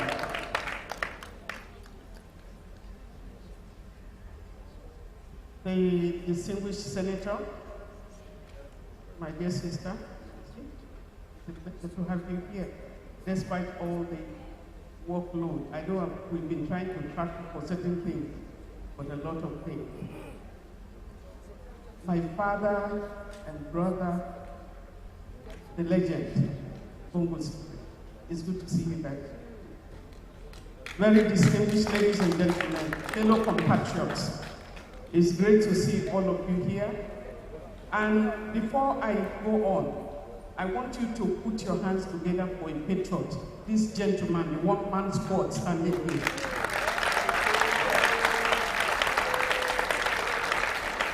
That's a patriot. In every protest, he holds his flag. Nobody pays him transport. Wherever you are going, he carries his flag. What is burning in this young man? And I wish he will have time to speak to us for 2 minutes at the end of the day, because there is something in him, very vibrant. When we were growing up, there was no need to talk about who is the patriot, because majority of Nigerians were patriotic. As a patriot, so that's something that we don't argue with. Are you a patriotic Nigerian? And I think that is one of the questions that needs to be asked. In whichever, I'm not a politician. I'm here, Mo invited me, and when there is, organizing in terms of citizens organizing for the best of Nigeria, you will find me there. If you are protesting for the best of Nigeria, you will find me there. And it depends on who we are talking about. What is the quality of your own self as a patriotic Nigerian? How hard is it to be a patriotic Nigerian when it comes to the issues of corruption, the issues of poverty that we have today? So I want to say Happy May Day to all of you. I celebrate each and every one of you. I celebrate you women who are working in silos and working to keep the production of the human capital. Women are working in their homes, but they are the unsung heroes. Women are working as petty traders. They are the unsung heroes. And I want to say that the election, I used to be country director of Action Aid, and also I was the convener of the Nigerian Civil Society Situation Group. So I led many of the civil society organizations to the 2023 general election. One of our staff called me 2 days ago, and he said, why didn't we listen to your advice? After the 2023 general election pronouncements, many of us were sick. Because we worked for transparency and accountability in the election. 2 years before that, I can tell you that many of us were not sleeping. Because all we wanted is a peaceful exchange of power. Let the votes count. Whoever goes to vote, let their vote count. And that's why the BBCs, the machines that they're talking about, the Beavers machine, when we're going from one election to the other, the up-cycle election, we were looking at the votes counting up to the point that I remember that in Anambra election, before 10 p.m., we had almost 90% of the election results already. And in Osun, in Ekiti, and all of that, we had the same thing. So we were very positive about the 2023 general election. And a few months before the election, we were told what was going to happen. And we contacted INEC. We challenged INEC. This is what we are hearing. But rumors don't start from anywhere just like that. And the rest is history.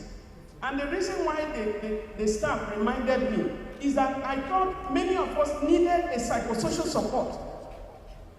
Because what you believed in so much, and all of a sudden that is taken from you, we know that the elections were stolen. But we were watching it, so we went through trauma. But in Nigeria, when you are going through trauma, people don't go for psychosocial support. Yeah. And I told them then, there was a time I had to relieve about 35 staff. All the management staff went for psychosocial training. Because something that will traumatize your life, you need to pay attention to it. And so he's now saying, he said, I wish we went for that because everybody is sick. Today, as we celebrate the May Day, and I think Mo had asked me to talk about empowering, change. How can we achieve labor justice and gender equality through grassroots mobilization? And I'm happy that there are so many people from the communities here. And that is another essence. I'm a human rights teacher. But when you look at labor justice, what are we talking about? We are talking from the point, we are talking about ensuring fair wages. We are talking about ensuring fair wages and also safe working conditions for workers and the right to organize for all workers. Many industries are closing down every day in Nigeria. So what becomes of the workers? I used to live in Lagos. We had the Nigerian textile industry was one of the best. Aswani Market, for those who lived in Lagos, if you go towards Aswani Market, and you go to Kano, Kaduna, textile workers were in their millions. Where are they today? We cried for the saving of the textile industry. I'm still proud to have to wear Nigerian attire. And each time you go for international meetings, other people take the clothes from me. Because Nigeria can clothe Africa and can also sell their clothing to the world. But where are we with the textile industry? Where are we with the industry? And so the issue of gender equality also, is a state in which access to the rights and opportunities are unaffected by gender. A woman who has a pregnancy is not worried about whether it's a boy or a girl, because a child is a child. And so in continuing the labor force, we are worried. And that's why when you have conflict in so many places, women are not even on the discussion table. They don't discuss about the IDPs and so on and so forth. And you find out, so when we have people dying, you hear that in Nigeria today, a lot of conflicts going on. You hear that 20 soldiers have died. Or in this community, they have killed 50 people. That's 70, isn't it? And in another community, they have killed 10 people. That's 80. What comes to my mind as a woman is 80 pregnant women that were once pregnant with those children. And many of you who have children here, you know what it is. From pregnancy to the day that the child is announced, to the time that the child grows up. And then, before you know, they slaughter. The blood. What are you doing to the woman's umbilical cord? And that is why women, I'm happy that we have a number of women here. We need to get up and make the right decisions to ensure that decisions are taken to save lives. Because all the men are children of women. That's not to negate. Everybody wants a father. Yes, everybody has a father. They are the best. But women are also the best. And what we want is to correct the imbalance in the population. So when you want to look at the importance of grassroots mobilization, we are looking at community-driven efforts. I think for my sister Ireti, who won the election for the Labour Party, in the FCT, it wasn't a miracle. There was voting. The voting counted in the FCT. Yeah. You know that if there is anywhere that anybody who wants to buy votes want to buy, if there is anywhere they want to buy, one of the first will be the FCT. Because we know the law that states that you have to have an FCT. You have to have 25% in FCT. But we know how the story has been turned around. Broad daylight, we watch our mandate being taken and being stolen. And so, but some people stood. We were getting feedback until midnight that day. We were getting feedback of what was going to be done to her votes. But somehow, many people were ready and organized. People were organized, standing strong and standing for the truth. And that's what made the votes in FCT to count. What about the votes in other places? We knew many that were stolen. It's not about whether Tinubu was beaten in Lagos by how many votes? We know what happened to the votes. So by how many votes is very important. And so community organizing in everything that you do with labor, if Labour Party is going to move this forward, I said I'm not a politician. I know I started my career from the Nigerian Labour Congress as an assistant general secretary. And so, of course, I was yesterday with some colleagues here, with Senator Geti as well. You know, we're celebrating Labour Day yesterday. We're in Eagle Square. I don't know anything on that. I go to celebrate. And so, to organize, we must look at the labor force itself, looking at organizing at the different levels.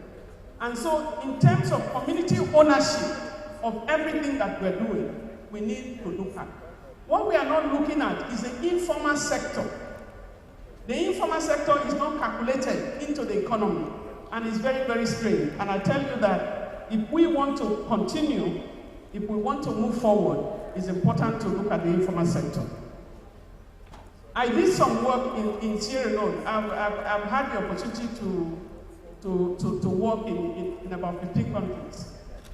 One of it in Sierra Leone, where we went to teach social justice and tax justice. And the particular local government was having, every time they will owe their workers 4 months, 6 months, and so on. But there was a deputy vice chair who decided to go onto the field. You know this 100 naira that they're collecting? If you watch it for 1 week, it's very, it's a lot of money that they collect. And he decided to go and sit with these people who are collecting taxes for 1 week when they saw the volume of the money they had collected. That's not something they report they collect in 3 months.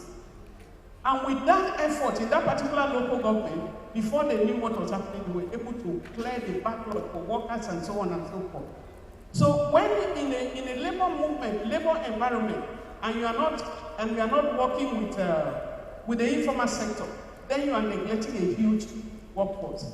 I have organized across levels.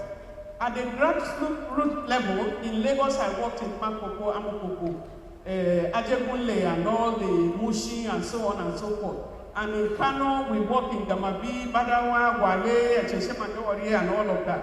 And in Aba, going to the level there to work at Abuja, Izuku communities, and so on and so forth. And as we're working, what we paid attention to was the informal sector. I left the Nigerian Labour Congress in 1996. And after leaving, because the sole administrator, Abacha took over the secretariat of the Nigerian Labour Congress, and I moved out of it. But in going there, I then started using some of my skills, the skills that I learned from the Coalition of Labor Union Women in the US, organizing the unorganized. They are not actually unorganized because each one of them, they have organization. And so we work with pepper sellers, tomato sellers, meat sellers, all of them, they have associations. If we are not paying attention to their organizing and including them in the labor movement, then we are just looking. Because we need that connection to the grassroots movement. I think that's one of the things I want to bring on board. There were organizations in Argentina. In Argentina, you have Ni Una Menos, a core organizing environment where they turn things around, the grassroots movement. It had to do with gender-based violence, and they did a lot of organizing. You also hear of Wangari Maathai, and how she led a Green Belt movement, and how she organized, planting almost about 5 million trees in the country. About 51 million trees in her country. Empowering about over 30,000 women and controlling in that environment. And she has made a legacy, though she's not here today. Unlike our comrade Chike put aside. What are we doing today? What should we be doing now as we move forward? Is to be able to invest as my sister, distinguished Senator Reti, brought up. You want to do something, you need to be part of it. At what level will you be part of it? If you cannot go for election, are you ready to vote for somebody to make a difference? You need to have a part in it. You may be a voter today and you don't want to be a voter tomorrow. We can organize. Women are the owners of organizing. They have the CBOs in the community-based church groups and so many groups, community groups and so on and so forth. Why are we not taking a stand to qualify other women? But it's not just about saying we must have women there. Are we organizing women and building their capacity and connecting with them, to go for the next step? We need to be data-driven. I am told that the cost, the economic impact of gender equality, the cost for not investing in women is $10 trillion every year for not investing in women. And I think Kofi Annan stated before that it is important that no meaningful development will happen without meaningful investment in women. And so there are bills going on, and I'm happy that our sister has already mobilized for the 35% affirmative action. 35% affirmative action. After the 2019 general election, 5% affirmative action. But we are here today. The court judgment, the court granted us that for the Attorney General of the Federation. And then you have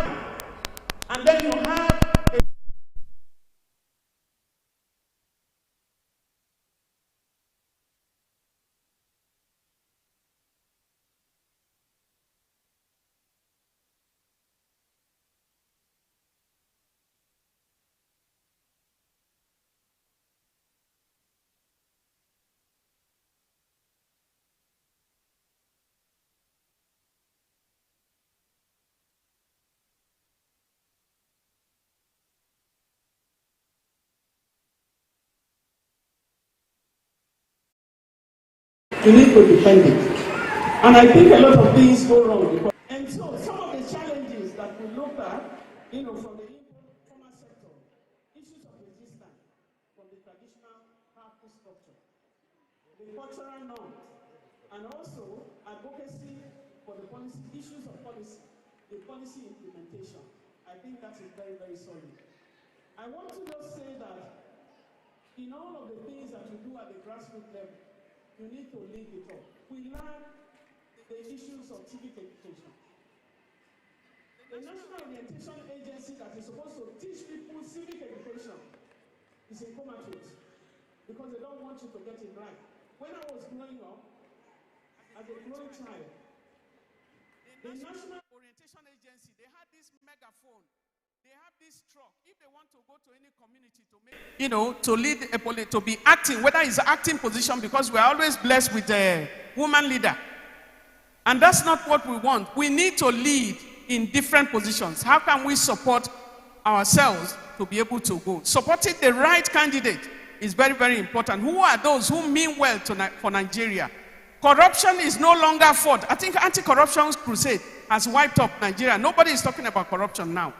And the current government promised Oresanya report that they want to implement it. And it says cut down the cost of governance. When you see a governor passing, or you see the president passing, all our leaders is, what is all this? And you see the prime minister of Britain with just a motorbike and then one vehicle moving.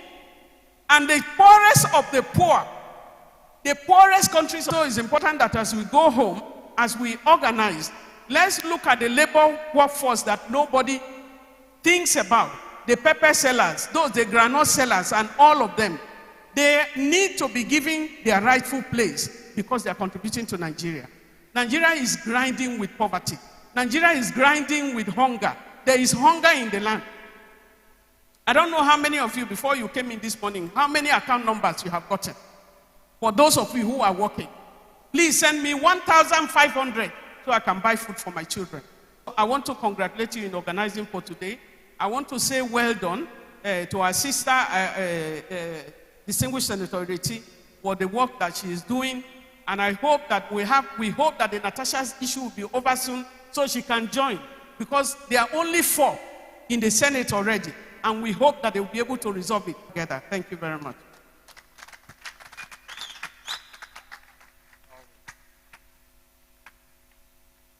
Please celebrate Mommy Comrade NLB, always on point, firebrand, unshakable, unsellable.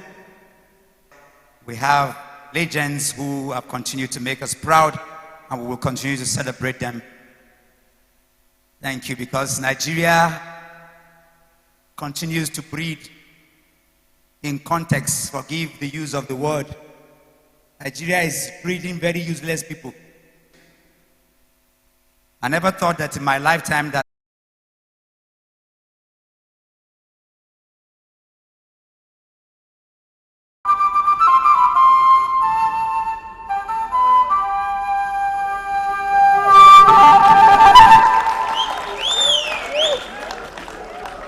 Okay, I taught for those that were around, I taught you a song, right? And those who, and the one that you taught me also. So we're going to be doing the song now properly. All right? Okay, let's go.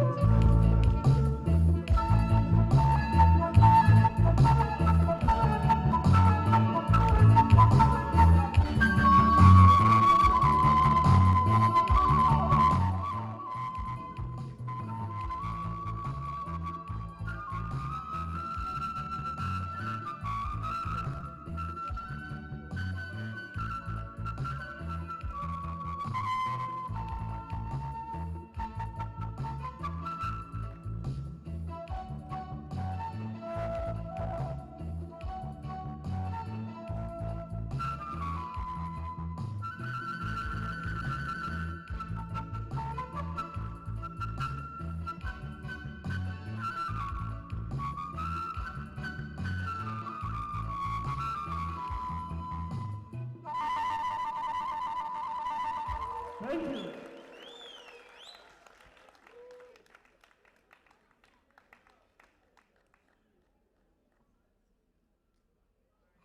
Energizing. Nigeria, we've got the best. Put your hands together for Abdul Pass. I mean, Sharon is incredible. This guy plays professionally. And Abdul Pass can match up.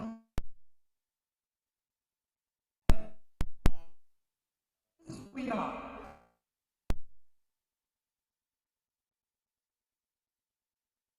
We are. And so it's an aberration that sometimes when you watch those who are in the hands of authority, their creativity and engagement do not match up with the average Nigerians on the street. I said, we have people, senators and lawmakers who don't know the difference between bills and laws. Now we teach them.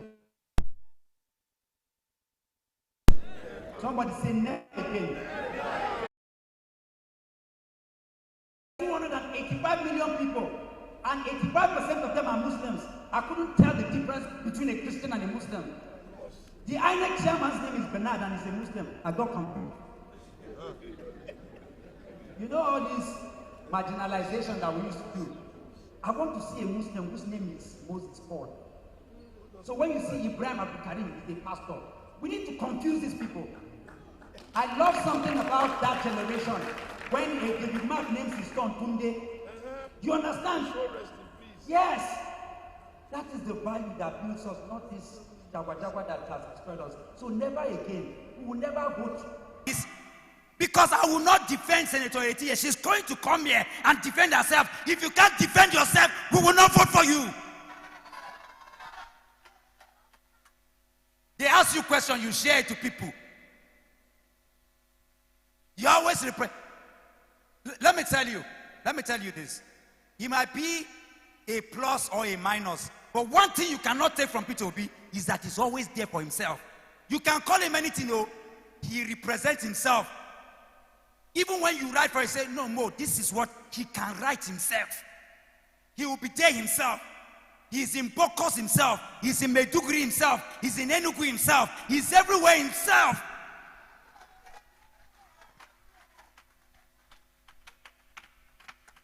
See, he sits and eats with the Amajiri. It is not any, it is a lifestyle. Somebody was surprised when I wrote, he has been to Afghanistan, he has been to Haiti, he has been to all of those places. He's not perfect, but of the rest of them, none of them comes close. In the words of Dr. Shagun, they don't even come close. They don't come close. 2027, I'm going to run.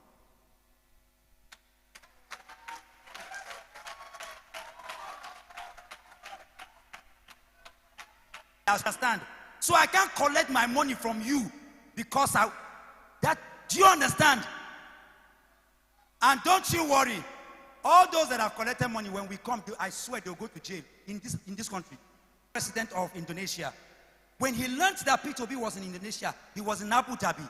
And when we asked why, that the current president ensured that every agreement that is had around the world, he has to go and finish them. He's not the president, though. So he came back because he had to meet Mr. Peter Obi. Do you understand what I'm saying? So there is a president, but the president said, you do agreement with Abu Dhabi, go finish them, come back. The current president, they send them to finish the walkway.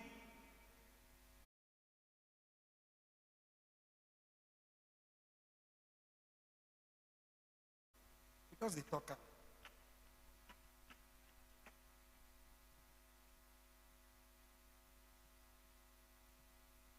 Somebody say Mayday.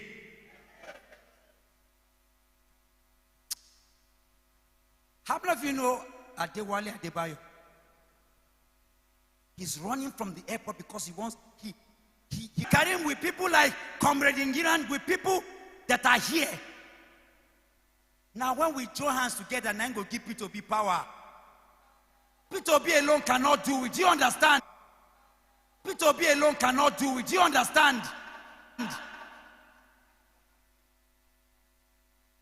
This is why we are here. So the 360 House of Reps, we go clean everything, we correct people. The 109. Imagine what will happen if you have 20 in that house. Papa, you go run.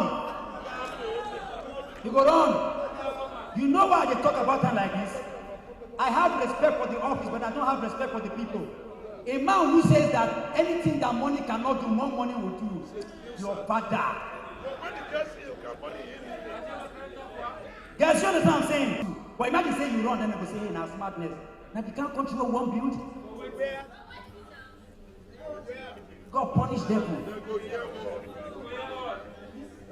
So I am saying it to the minister of the FCT. This is headline. You cannot stand. We are a people of decorum. We have a body to survive. I could live anywhere in this world. I can take my two beautiful daughters and go anywhere. But my mama did here. My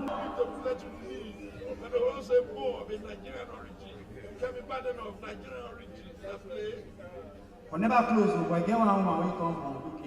Won't tell our company for 5 minutes. Is that okay? It's okay. Eh? No, when she just, Daddy will talk to us after that. Is that okay? And they just make your way up.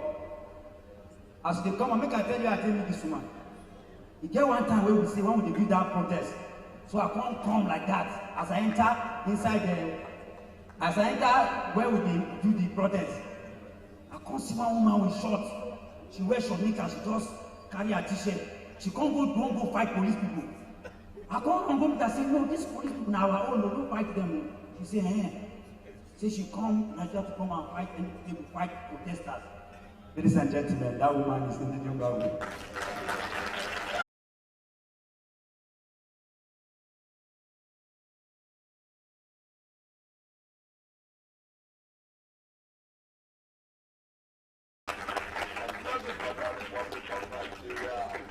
Chances of one being raped, and they survive it, and they are still left everything coming to this, just for this issue. Can you hear me now? Is it better? Okay, beautiful people that came here today. So, distinguished guests, all of you, fellow patriots. So, the other person is the partners and the conveners, the Free Nigerian Foundation. That's us here.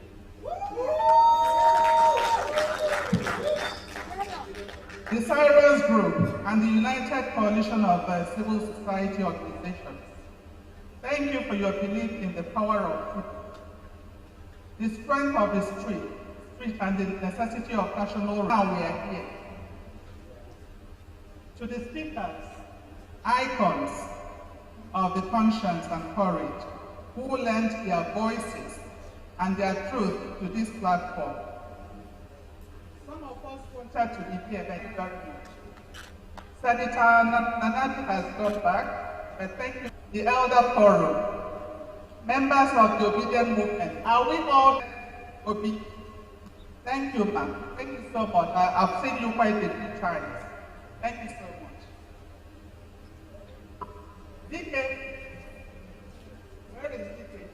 He's very humble. I'm sure he's seated somewhere. But thank you so much, DK. Thank you. I appreciate it. Dr. Tanko is not here, the same glitch. Alaji Abukari, thank you, sir. Thank you very much. Dr. Shegun. Because you know now, I don't know what to say anymore. But you see this young man, he should be on the world stage. So thank you very much. We do appreciate you. Thank you. Where are you? I'm sure you're somewhere. Oh yeah. Thank you so much. Thank you. GB3. Thank you. Thank you very much. And our incomparable Dr. Moses Paul, the man who stands and delivers each time he's called upon to do. So, Dr. Moses Paul, I'll be voting for you. So, just know that. And that, long live the Nigerian worker. Long live our republic. Long live the spirit of patriotism. I am Ndidi Mbao. Thank you very much. Down Ndidi Mbao. 47, he created waves. Many things can be said about it, but he has an advice for us. Advice from elders. And we be silent and quiet as we listen to them. Ebola and the Pasha, Mustafa and Christopher couldn't live together.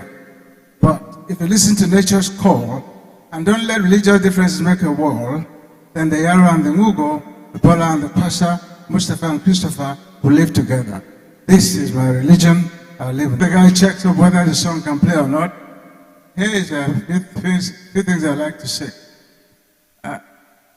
This gathering is a very formidable gathering, but I think we have to simplify some of the definitions that we have by the people for the people. I think this is very complicated, very difficult. Here is my definition for democracy.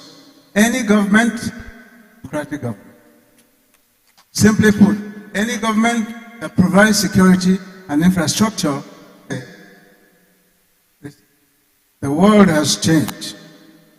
You see, I'm going to point us out here to everybody hearing and eye.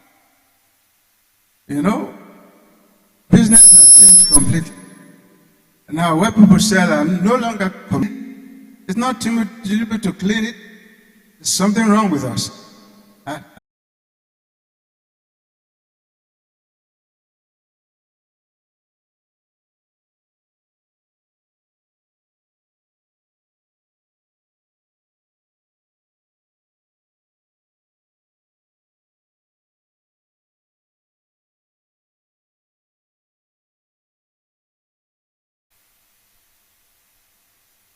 Thank you, Anthony, for thanking so many people that are there to be appreciated. We're going to take,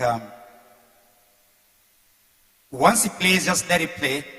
But while that happens, I'm going to call on, we have,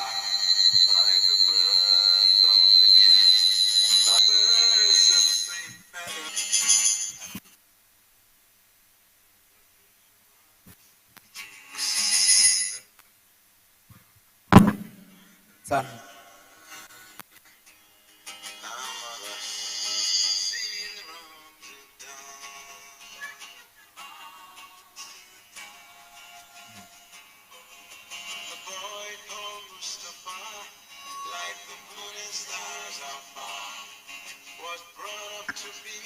Increase the volume, please. Now what? Okay. Apologies to those watching online. I know it can be very painful. These technical glitches, I'm hoping that we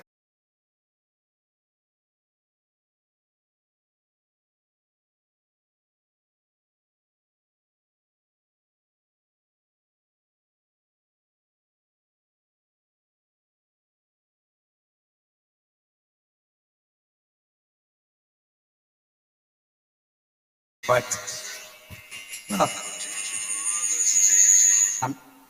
thank you. Thank you, Daddy. Thank you. One more time, can we appreciate our father? Appreciate Congo's Ikwe.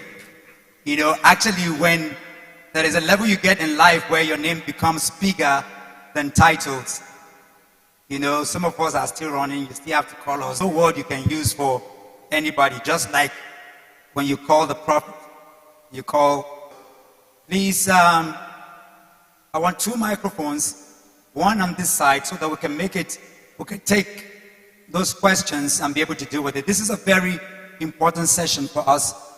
Please give me the microphone, another microphone for this one there. Mimi, okay, we need another one. Ned, can you get there's a microphone she's supposed to use, the one with the, so that after today we can lock up and close up. This, you can't get it any better than this. You're right here with your senator. Am I correct? You can't get it any better than this. You know, online and, you know, echoing all kinds of things. Today, you are here, you're going to hear it. All the elephants in the room, you're going to hear it from the horse's mouth today. Okay, there's another mic for her. Please, I want that mic, and you have it here. So, because I know that questions begat questions, we're not going to read you. If I catch her, if I have the opportunity, you have the opportunity. If you are one of those people, or you are that person who don't understand how things are done, and you are being bugged and worried, you are being bugged and worried, or you have people who have disturbed you, Shame you say, we report for authority. We don't go for now. We don't see anything. What is happening here? What is? You are that confused because I'm the most ignorant and illiterate. I said when it comes to these issues, because if I ask today, who is your chairman from your local government? Who is your House of Rep member? Who is the person representing you in your state House of Assembly? I know you know Tumbulu, sorry, I mean you know Tinubu, but and you also know you know but you don't know some of the people, and so we're going to do that. So we have on this side we have 1, 2, 3, and that's all. Here, oh, there are people across. Media, do we have a microphone up there? No, we'll just take 3, 3, 3, and 3 up there. Come, please come sit down.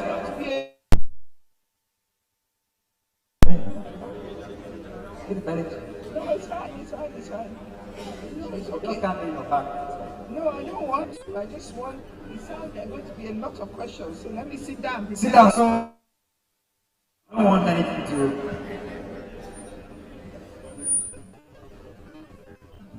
Okay, so I'm going to take the 2 ladies and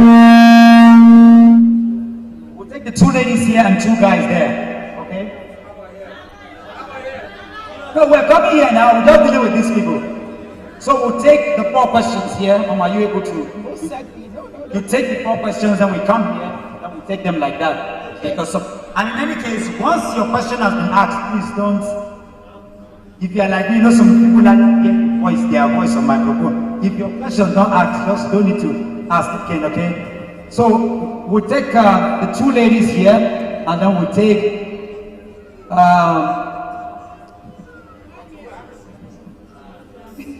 the guy in brown. Okay, we'll take no, you guys are close, so we'll take the brown and we'll take the black. Okay, so that's what we're going to do here. Okay, let's see the people here. Who has the microphone over these people here? Who is here with us? You're there, Ned. Okay, so let's take the 4 questions here. Then we come back here. Great Nigeria people!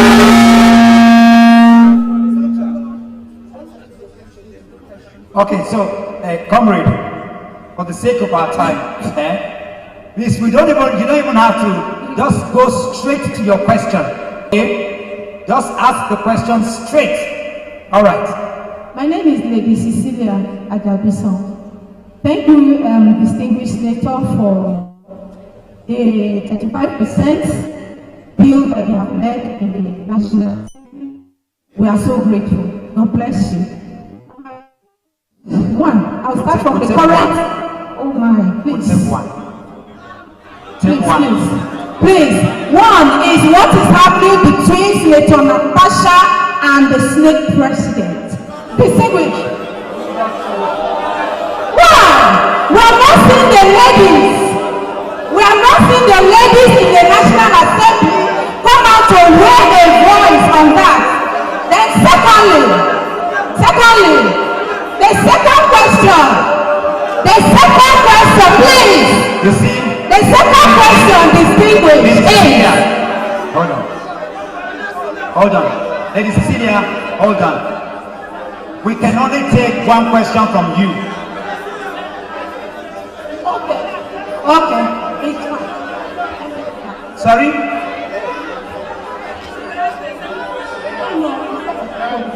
Okay. All right. So we're going to take your second question. There is a protest against your first question. Thank you. The second question, my distinguished senator, I remember during the campaigns, the people that were around you, I was at the forefront. We were at the forefront. I remember missing. Put that in. Okay. Please, let That's all. us speak. That's better. Let us speak. So, distinguished senator, hold on, please. problem. Leaders must be interrogated by the people. You cannot vet what she will ask. So let her ask. Madam, we're making fast now. Thank you, ma'am. So, what is that? The people, they work out, they talk women in FCT. When I heard during the one festival occasion that our senator went to ordinary Abuja to go and give rights, meanwhile the work out, they talk women have not seen rights from you. I was like, what is happening? Ma, why are you not working with work out, the top women that were all around you during the campaign? Thank you, ma. Okay, madam. Okay. Let me quickly answer her question. Hold on. I will forget. Madam, let me quickly answer your second question.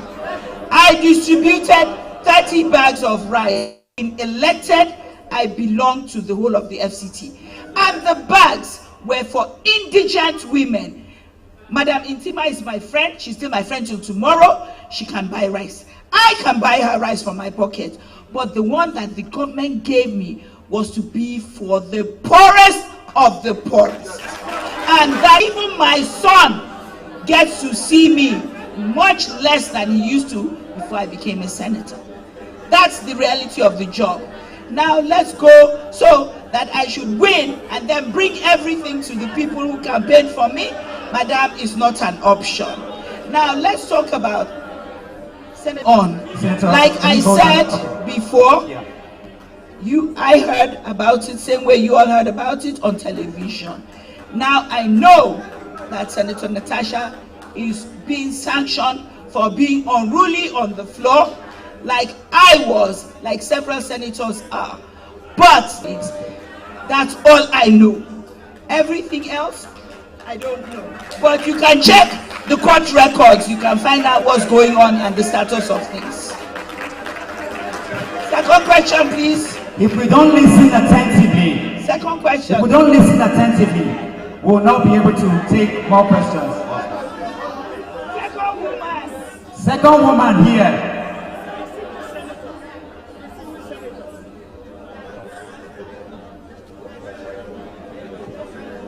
Give her the mic, please. My senator, I greet you, ma'am. Please just go straight to your question. Straight. My question is this.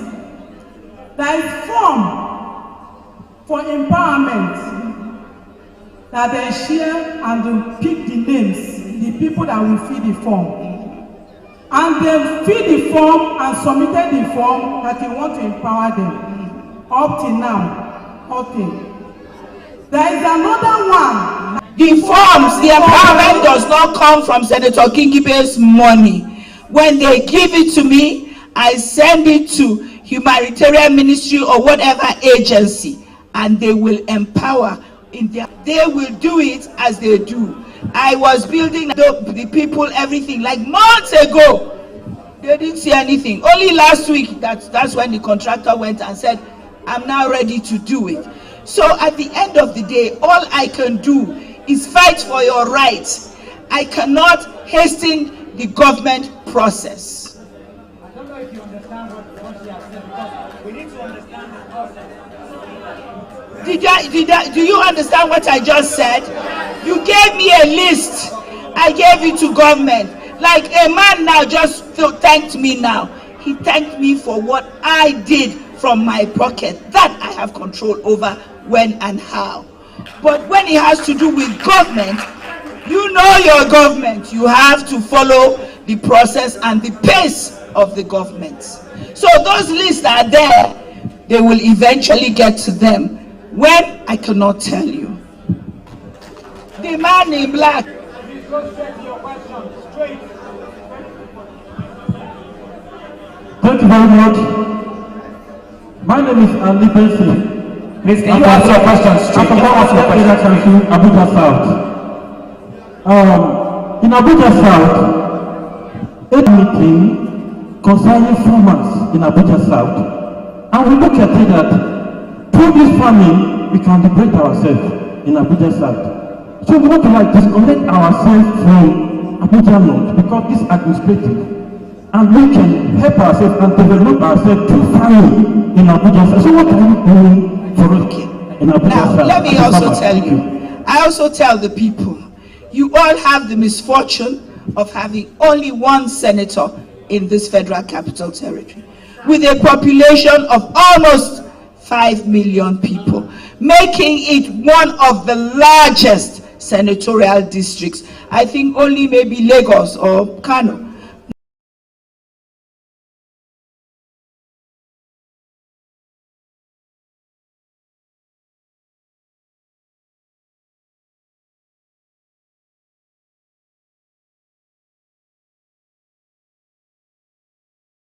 Now, those places have governors. I, in my own small capacity, can only distribute things like fertilizer and all that. But I have been trying to struggle to make sure that policy-wise, on a larger level, when things are brought, it gets to where there are farmers. 5 out of the 6 local governments in FCT are agrarian.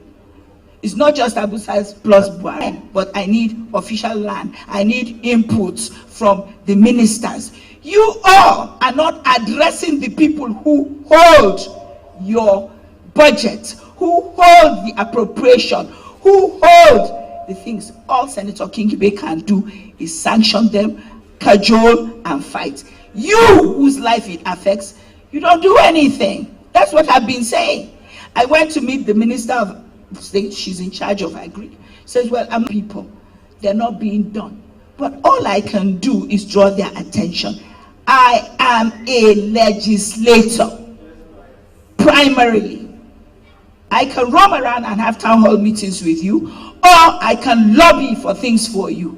Now, some of the things I've lobbied out, they are going to do 62 renovate primary health care centers in FCT, 1 in each ward.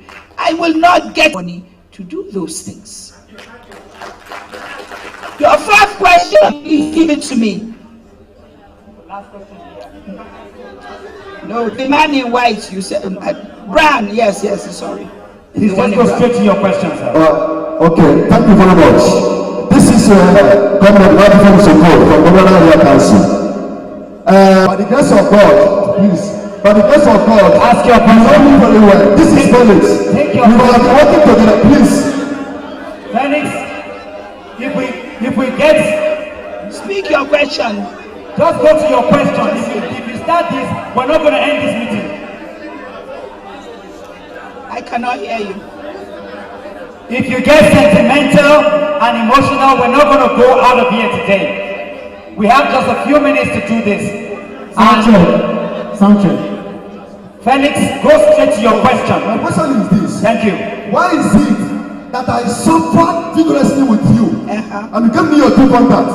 I was working with you and Dr. Moore himself is standing here at the Patriotism campaign office. That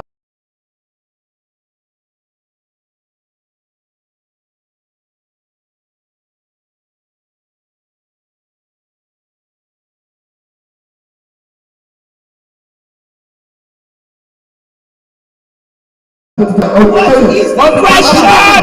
Don't your comment. Since then, what is the question? My question is this.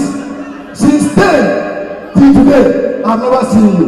And this time I want to see you. I come to the National Assembly 2 times. They will not allow me to see you. And we want to Thank you. No, I will answer. You know, because I need to address, why do you vote for people? Is it so that the president, when you vote, assuming Peter Obi won, you want him to visit all the homes of the people that worked for him or voted for him? No, let me ask you, on an average day, on the people in my office, the time I'm using in seeing everybody who tells me I need 2K, I need 5K, I can use it in Thank you. On that note, let them ask, please. I'm coming. Yes. I don't see you. How? There are 5 million of you. 300,000 people voted for me. I cannot see everyone. Okay. Ask your phone. Peter, let's take your question. Come here. Bring the mic here.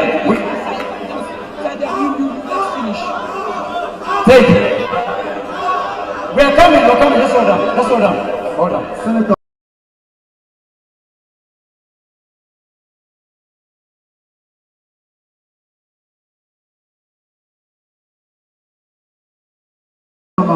Yes. I was talking about to hear you say, well, yes, you're speaking from your perspective, but let me speak from the perspective of the people you're leading. Yes. That you are disappointed that we're not following you well. We are also disappointed that we are not seeing enough of the people we elected into office in the National Assembly. When we got you in there, I was expecting that we'll be seeing, even if you don't have your say, even if you don't have your way, you have your silly form of opposition coming from the Labour Party. Okay, let me answer you. As I said, go and check my attendance record. I go to the National Assembly like school.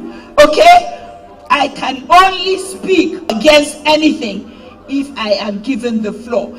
That is why I go back to my Twitter handle and say what my opinion is on the matter. Mom, let me get you. Are you saying that if they don't allow you to speak, you can't speak? No, of course not. I cannot speak. What you're saying? I have told you that.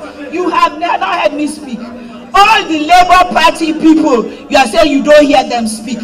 We are opposition senators that will not be allowed to speak. Senator, but we can vote the way we want to vote. Walk us through this, please, because this is important. Everyone, I need you to listen to this so that we don't repeat. There is need for clarity here, so that we can fight the right people. I mean, Mom, I need you to listen to this. How many of you remember we had an event here at the time you were here?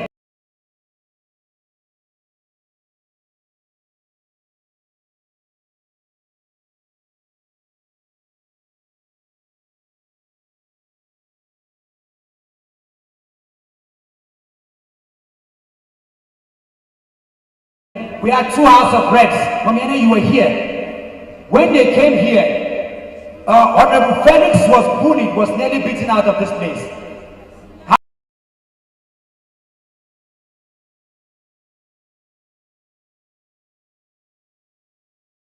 How many of you remember? But the reason is this: I did not even invite him. We sent letters to almost all the senators, including all the House of Reps. Only Eternal Bennett came here. He came, Felix came and sat down. Honorable Felix sat down behind. And somebody said, Dr. Mo, there is a House of Rep member here. I didn't get your letter. I heard of the meeting and I decided to come.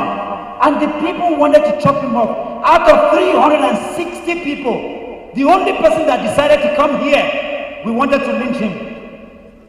We are saying, I come from a place, I was getting a grant of $1 million to bring in goods into the country. Senator Eti gave a backing letter. My senator, I don't want to call his name, but I'm going to deal with him. If you know where I come from. For 2 months, I followed him up, wrote letters.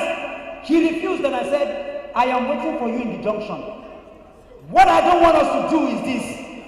She's here, ready to take all questions, interrogations, but do not take them for granted. There are idiots in the house.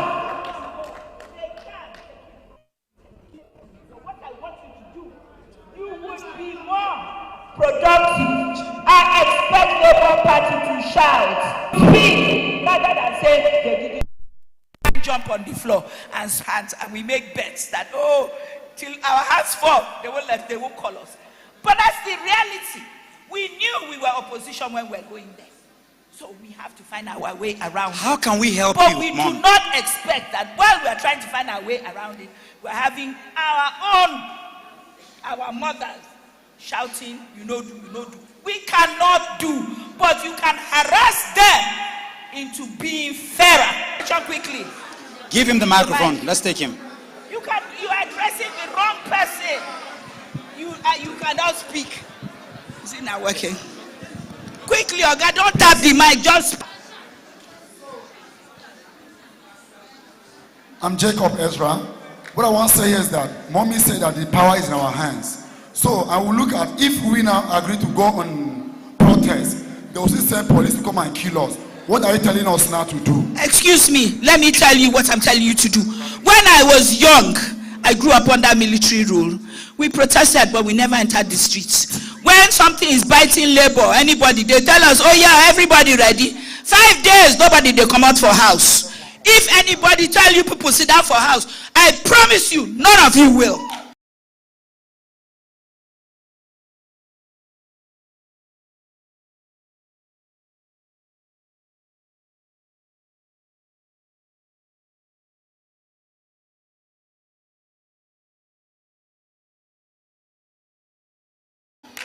Because nothing sends a message louder than your workforce, your citizens, everybody refusing to participate. It is as loud as being on the streets. But you young people, you say, you want me to make I not work? I will not sell anything that day. Nothing comes for free. You have to fight in one form or another for the things you need and want. That's the bottom line. All the things you people in the FCT are complaining about. If somebody tells you now, okay, make everybody understand that FCT people are unhappy. The land they are taking, this thing. 3 days FCT people not go to work. I assure you, I'm willing to take a bet and put good money on it. You will not comply. Give to the next person. Let him. My question is that in everything they say women is power. Women, most of the people, the grassroots. But anytime change come out, they don't involve women's leaders. They will look for chairman. They will look for the women. They are bringing us down. We are the grassroots, going house to house, bringing people's out in any organization. Another question I have that these as far as chairman, councillors that are coming out now, they are the ones that identify women in chapters. They are doing their best. And in terms of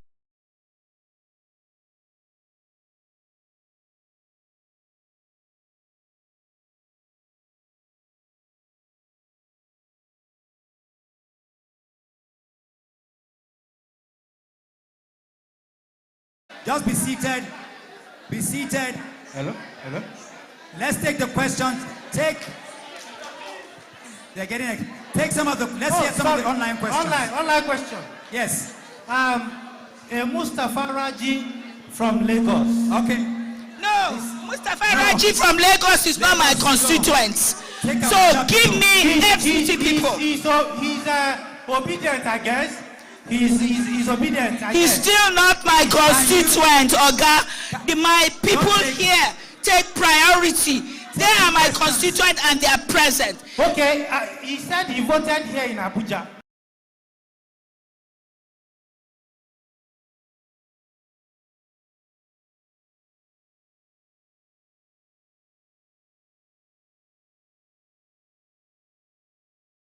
Can you just take the questions? Don't call it, just take the questions. Okay, online. there seems to be a crisis within the Labour Party at the moment. Madam Senator, yes. If the PDP agrees to form coalition with Labour Party today and P2B joins, would your party be willing to align with them? There are two factions of Labour Party.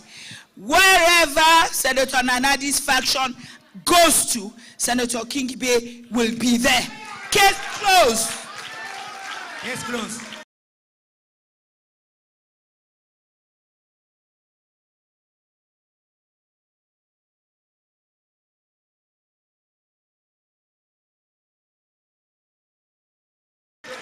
Next question. Any other question? Take one more. Take one more. Take one more online question.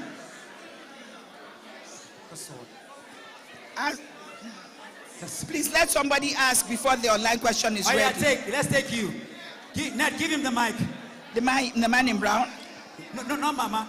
The guy there. Mommy, just hold on. Yes. Your Good question. afternoon, everybody. Yes. My name is Comrade David Ogenyi. Just ask your question. Sorry, please. Ma, this is a privilege to meet you today. Can you ask your question?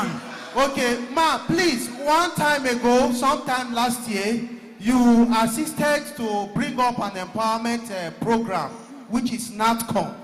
Since that time, we've not had anything from there. As I said earlier on, NATCOM is having internal issues, considering that me, Senator Ireti, I went to find the problem, start employing.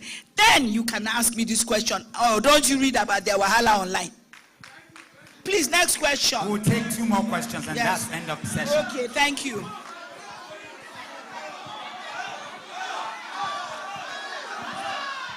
Okay, a guy in white, talk your own. Oh yeah, let's hear you. Okay. We will ask those ones after this. Take the mic up. My name? Just ask your question. Okay. Mine is not question. Mine is an advice. Ma, I discovered my investigation reveals that you have been isolated by few people. You are not reachable. Please do as much as possible that you can to liaise and relate with people. Ordinary people. I'm not talking about people speaking grammar here. I'm talking about these ordinary people. Because for sure, you close your campaign in my place. And I made a prophecy that day. I told you, ma, you are going to be the next senator. You say no, that we are going to be the next, reproduce the next senator. That was your statement, ma. Please. Oga, I like Maitama in Orozo.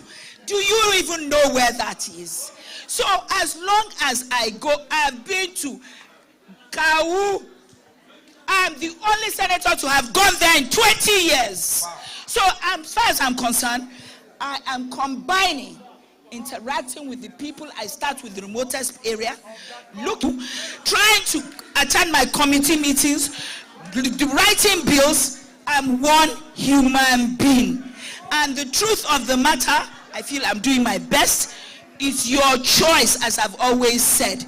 If you're not satisfied with Senator Kingibe, you can change her. That's the truth. And that is what democracy is about. I think we should applaud this, don't you think? No, they don't have to. Cannot be more brutal. You can change her. I can only do as much as I can do. The guy in white, can we see? Oga, let me tell you, I also have the option of monetizing all the boroughs and the roads and everything. And I have billions in my own personal pocket. I roam around every day. I'm not in the Senate. I don't attend committee meetings. I don't get anything for you. I give you 2K, 3K. You say, oh, what a wonderful senator. No, that's not my vision of the new Nigeria or leadership. So this is my brand of leadership. If you like it, fine. If you don't like it, next election, you try somebody else. Let's take you. Please, somebody else. Mom, we're going up. Okay, go up. Check.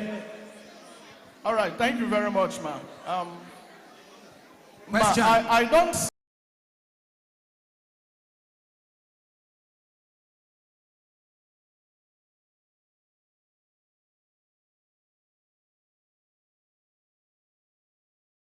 see you. Question, please. Question. I cannot That's see exactly you. what I want to ask. Please. I don't see you talk about Peter Obi that much.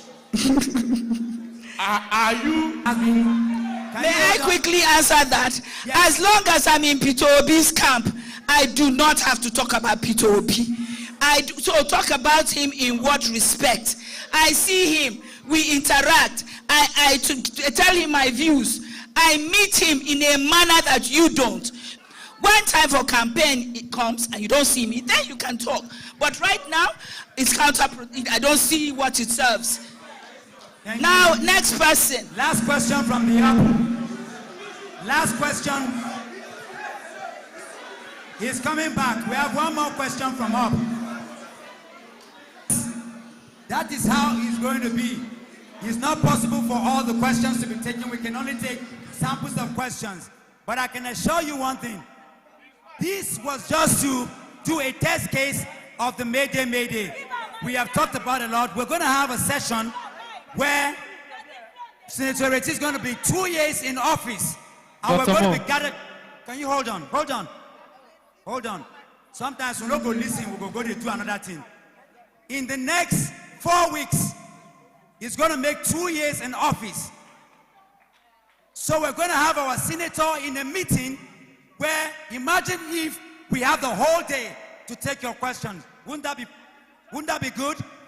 Now, don't abuse the opportunity. It's fantastic. And there's one more question. After we've taken your question, anti-NAOB belongs to a group of people. There is an elephant in the room, and Senator is not going to answer that. She's going to speak into that. Is that okay? So let's take that last question. The woman, the lady there. God bless you people in Nigeria. Thank you. My question goes like this. Ireti is saying that people that don't work, they don't do the work. Me personally, I was in Gida Bangoro.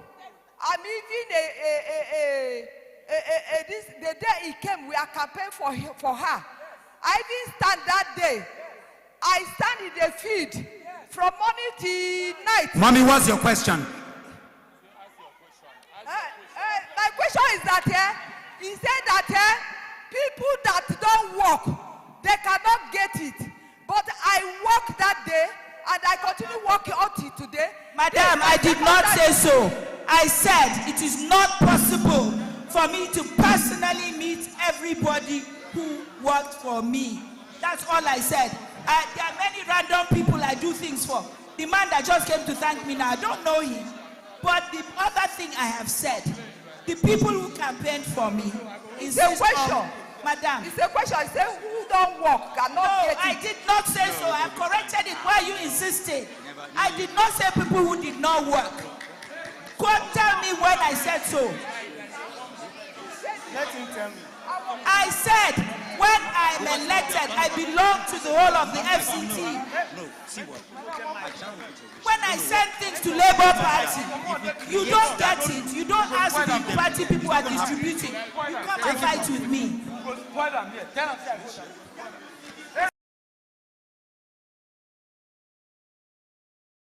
Can I say something? The questions are over. Can I say something? Okay. All right, listen. Okay.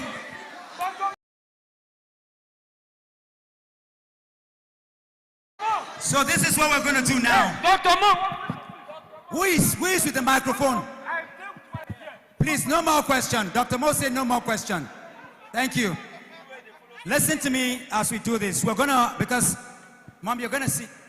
It's okay. Doing this. Have you ever seen APC doing this? This is beautiful. In fact, what I didn't expect was what the senator did. She said, do not gag anybody from asking any question. And there is an elephant in the room. Mommy, I also feel that when the government isn't giving you things, I go looking for them in other places. Right now, starting from sometime next month, I have worked out an arrangement with Coca-Cola. We will have something under a program called Green Me Ireti. We'll have Green My Street. Thank you. What does Green My Street mean? It means that on the weekend or the days that this is happening, 200 bottles and we will give you 10 gigabytes of data. 200 empty plastic bottles. And when you pick more and more and more, they will give us the equivalent of $500 a ton, which will translate into projects in your ward. Is doing another one where women who pick up a certain amount of empty bottles will get gas cylinders, and they can refill the gas cylinders, but also a smaller amount of bottles.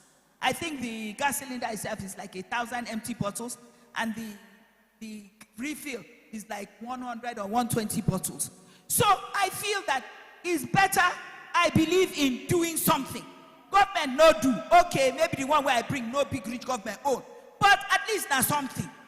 Exactly. So I want you all to join hands. Let us help ourselves. Not just wait for government, because we've been waiting. I don't see much coming. Momena, please come. I need you to listen to this. You can. she wants to address some. Yes, you can come down. Can we celebrate Senator Ireti Kingibe?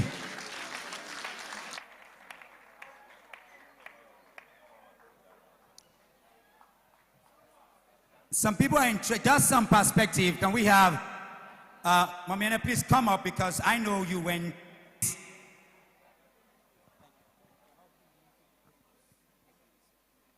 Ma'am, can you face the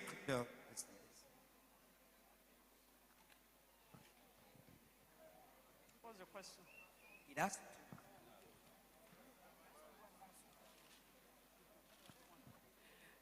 Okay, I just want to say thank you. So that's a hot spot.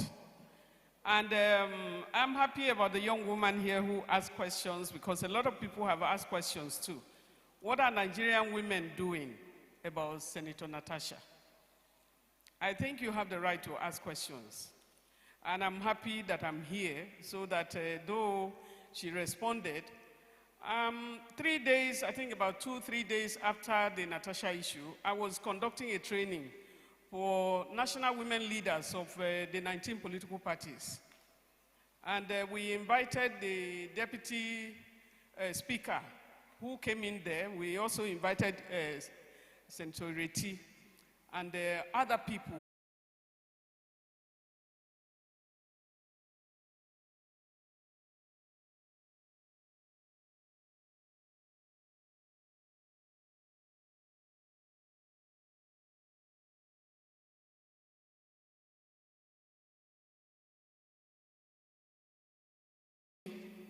Who was also, there's some women that want to see you.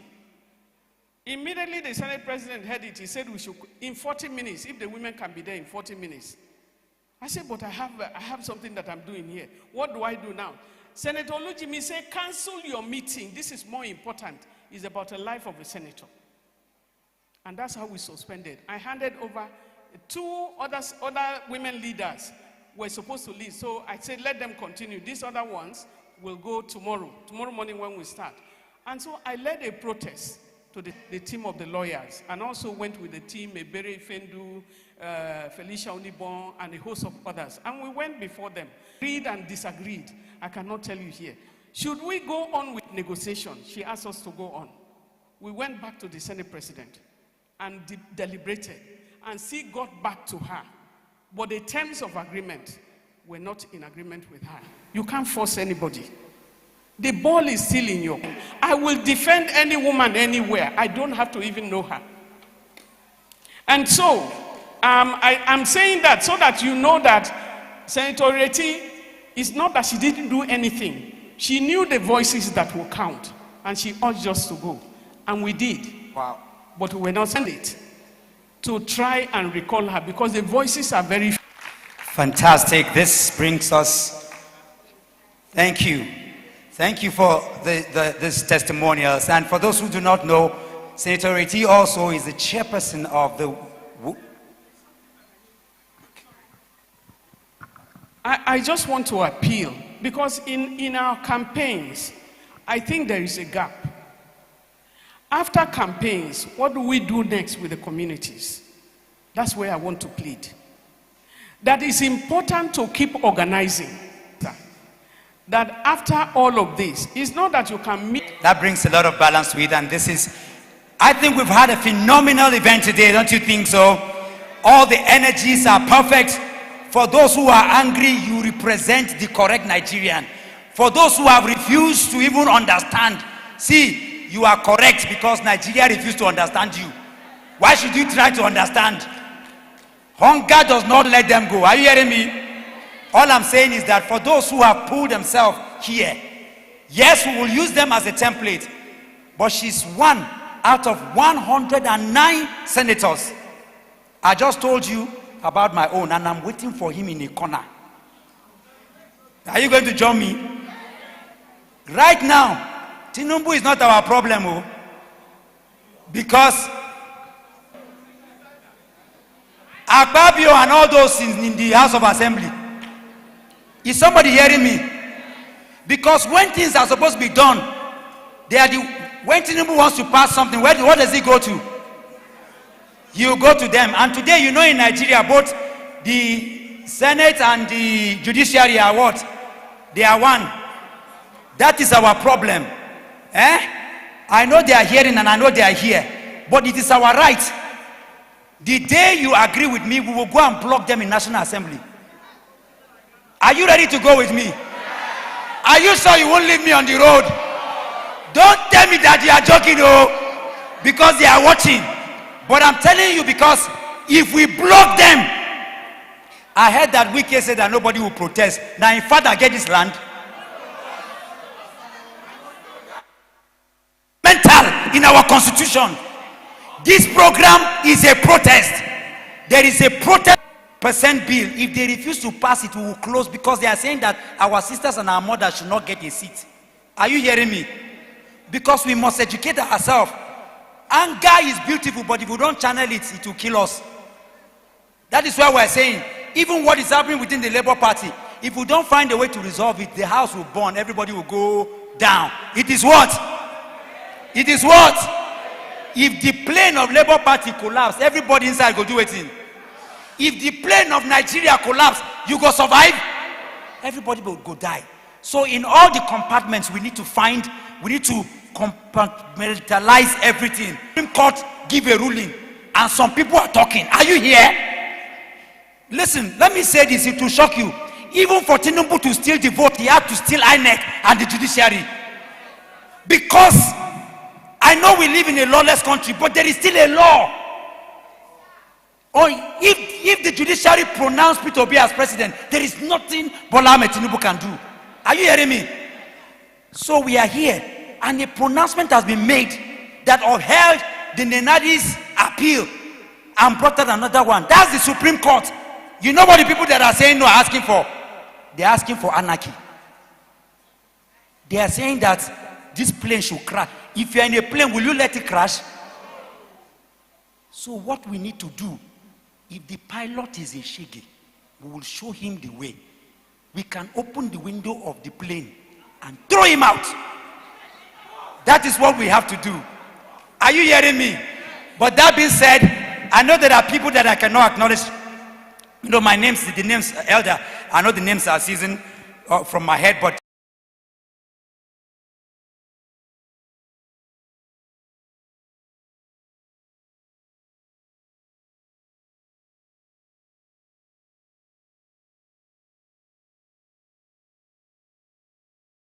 please pardon me, it's been a long time. Small thing.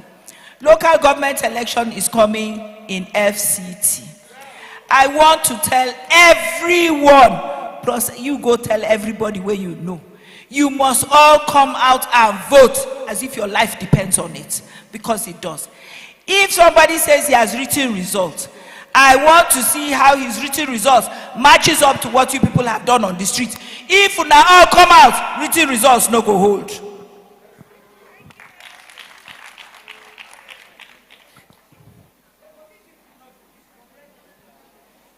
I don't know if you heard, told you this, because people, you need to listen, because I say I'm going to run, and those who vote for me, like they voted for her, I'm not saying she's 100% correct. Oh, Ned, we paid for people, we paid for observers and people, just to, if I come and start telling you what I've done, then I am not Dr. Mo.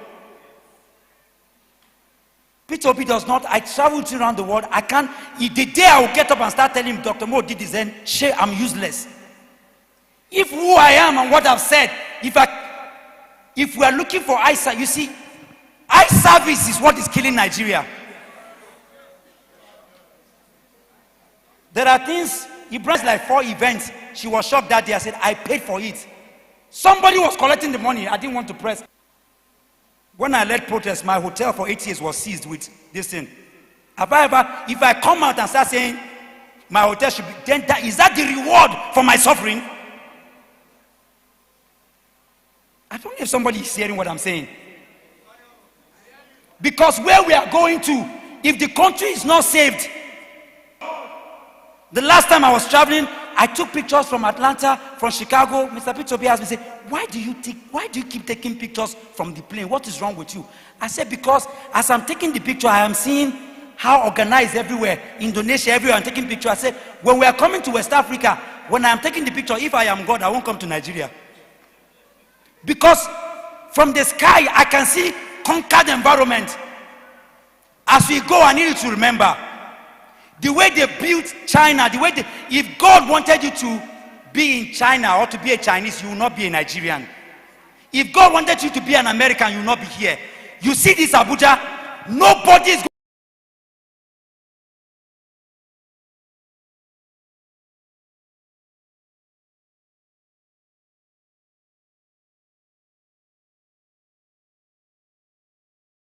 going to fix it. Chinese people, Americans will never come here and fix it. We are the ones that will fix it. God placed us here to change this place. While I agree that we'll hold our senator responsible, there is a much bigger work to do. Do you know that when the FCT minister came in, there was 1.2 trillion that was there for him to use? Between Duse and Buhari, they say they spend 100 billion. Do you know what 100 billion is? Have you seen 1 billion before in your life? The FCT minister came in, there was 1.2 trillion that was there for him to use.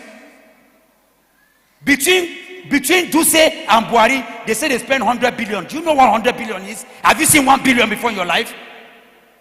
They got up and said they renovated ICC with 39 billion. Do you know what that means?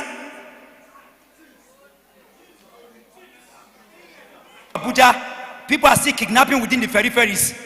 Between Kogi and Edo, I have done myself to deliver. Somebody is scratching road in Maitama and fixing it and pocketing your money. But you are facing the wrong people. I'm saying this to say that we will politics. We must understand leadership. We must understand governance. We must understand these things and we must know them in timeline. Because if you do the right thing